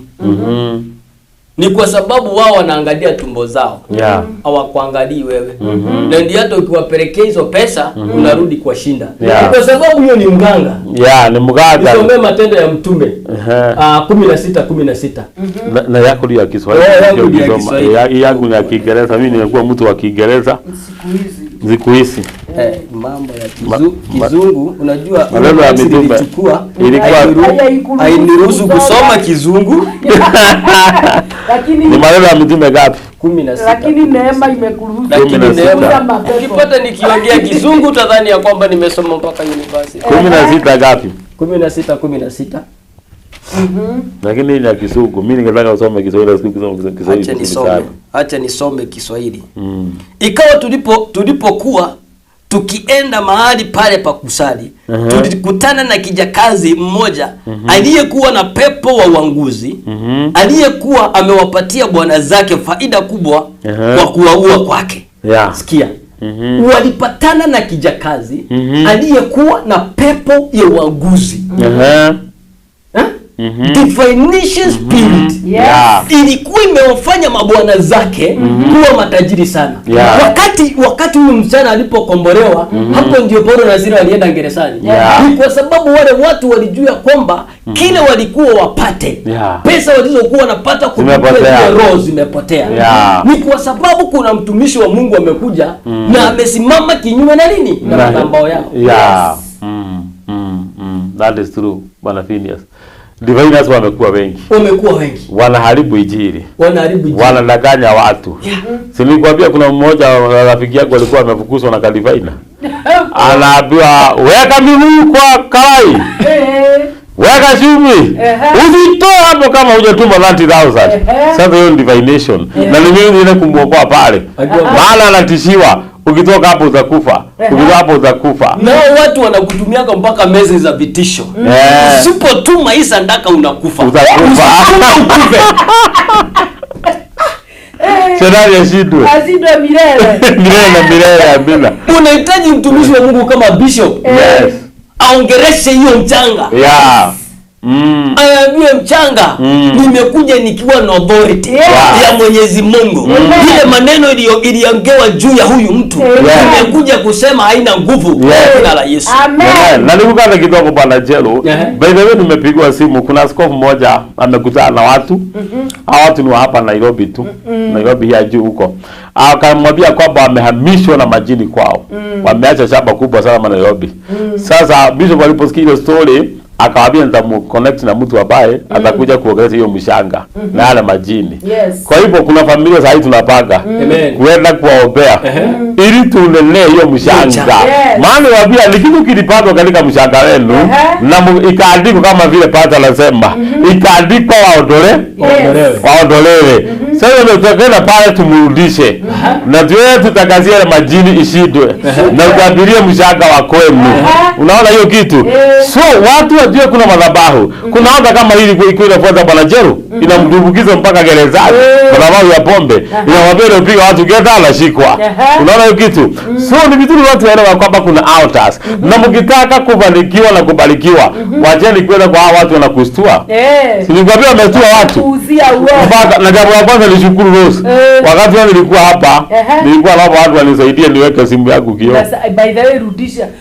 Nataka kurudisha shukrani watu wa Mungu. Maana simu ile ambayo ilikuwa imeibiwa na ikarudishwa ni hii. That is miracle number 1. Ya kwamba simu ilianguka ikaenda na ikanirudia.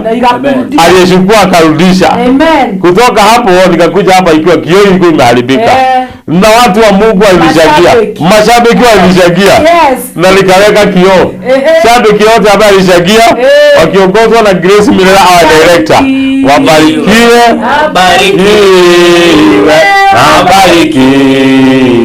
mubarikiwe sana.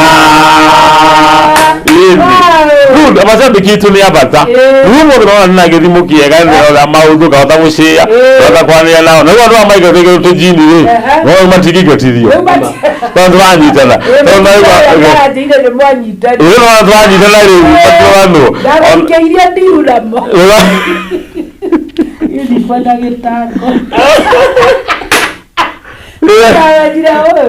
Nä wega gå pataratarä wakone ngoma rä nä tũgatũgatĩria ria ega nä na ngoma atũgatĩria ega ũnaga gũkũ gwĩta Pata Sofia moka gũkũ mũndũ ũtarĩ na ndaimono ũtarĩ na ngoma Avelista atũgatĩria Nancy mũndũ biũ ũtarĩ na maũndũ make ũndũ ũcio mũtigire ndibaina gũkũ tũtingĩtĩkĩra tũtingĩkora ndibaina gũkũ ĩyo nĩ mĩtambo ona na Bishop Kimani wa Chapa ona acoka leo haha mutugati rutai na riri na roho undivaina mundu ucio ni aguteithia so andu bamenya kwina mathira maya tugathie kuri divaina andu ucio magutishaga andu agutwa mbeca ni ugukua ngai witu tigakwendia guoya thina wikwo bururi ngai ni rathithia andu na wandu magoka madivaina handu ha mateithia andu ri magoko magerira makamanina tigarite ukoragwo gathira ndireraga andu ati mundu ndireraga handu 90% andu aria matarathi makanitha ungitwiria mundu ucio na history ya kutunywo ni divina na kugererio maundu marito na gutindikwo na maguta gutindikwo na maundu maingi tutangiaria tangiaria methapo-ini kuma mafuta ugasukumirwo maguta Nĩkoragwo na mwaki mũno na andũ acio. Ndĩra matunyariraga andũ nĩ thũrũ muracio rĩu andũ arĩa thaa ici ndĩramũkĩra kanitha-inĩ thaa ici rũciinĩ tondũ thaa ici kwĩna magetha manene mũno gwitũ kanitha tũramũkĩra andũ amanyĩrĩirwo nĩ diviners rĩu ndĩwatũkonia mũndũ njĩra ya ma ũhoro wa ma nĩ ũyũ tondũ thĩinĩ wakwa nĩ ma nĩkĩo ũcio wetagwo menya ma thĩinĩ wakwa gũtirĩ ũndũ ũngĩ nĩ ma twaragia ma tũgacoka kwĩ ũhoro wa ma andũ acio makamenya Ngai tũgacoka tũkahaya nao makona ũtheri wa Ngai andũ arĩa ndĩramũkĩgie matirathiaga kanitha no makore nĩ mathiaga makĩgwa moko-inĩ ma divina agĩthiĩ akĩborwo agĩtindĩkanĩrwo maguta sukuma na kĩrĩa kĩrandĩka nĩ kĩndũ kĩho we rĩu tũgũ haleluya amen mwathani arokumia mũno bana asifiwe sana mwanjĩrĩria atĩrĩ njikarĩte ũguo ndĩrakũrora tigĩkũthima wega wega fiyo we uria hoetwo na ndungiikania na ni ndiramenya ma muthenya fulani no hiki ndiraikania na kwa ho muthi ndungihikania Shetani ashindwe. Wala maitho mathirire. Pastor yuri ni akubatha okindingi. Ona atakire uyu ni utangulisi. Ndiki ni kiambiriria. Pastor wi guku muno. Guku ni uri mucie ni tukwatitwo githini wa menya show, menya mashow. Riu acokanyaga atwira atiriri tuke tuthiaga atia awujiti atia. Ndira ndi muri arugamire nigetha agatuya uhoro ucio. Tuge Ngai witu akirathime mitambo. Amen. Ndukimirathimithie. Rekerathimithie mitambo. Jehova itho wa maroho maitu rogoco no abarario muno gaturume ka Ngai. Ni tucokia ngatho tondu wa mitambo ya Sky Cable TV. Tondu wa gutweka mwekera kumemerekia uhoro mwega wa kumeja ndu uhoro wa ma. Nimetangaza baraka na amani kwa wapendwa wasikilizaji wetu katika jina la Yesu Kristo. Mashabiki wetu mahali mlipo limenena baraka, limenena kuinuliwa, limenena kutembelewa.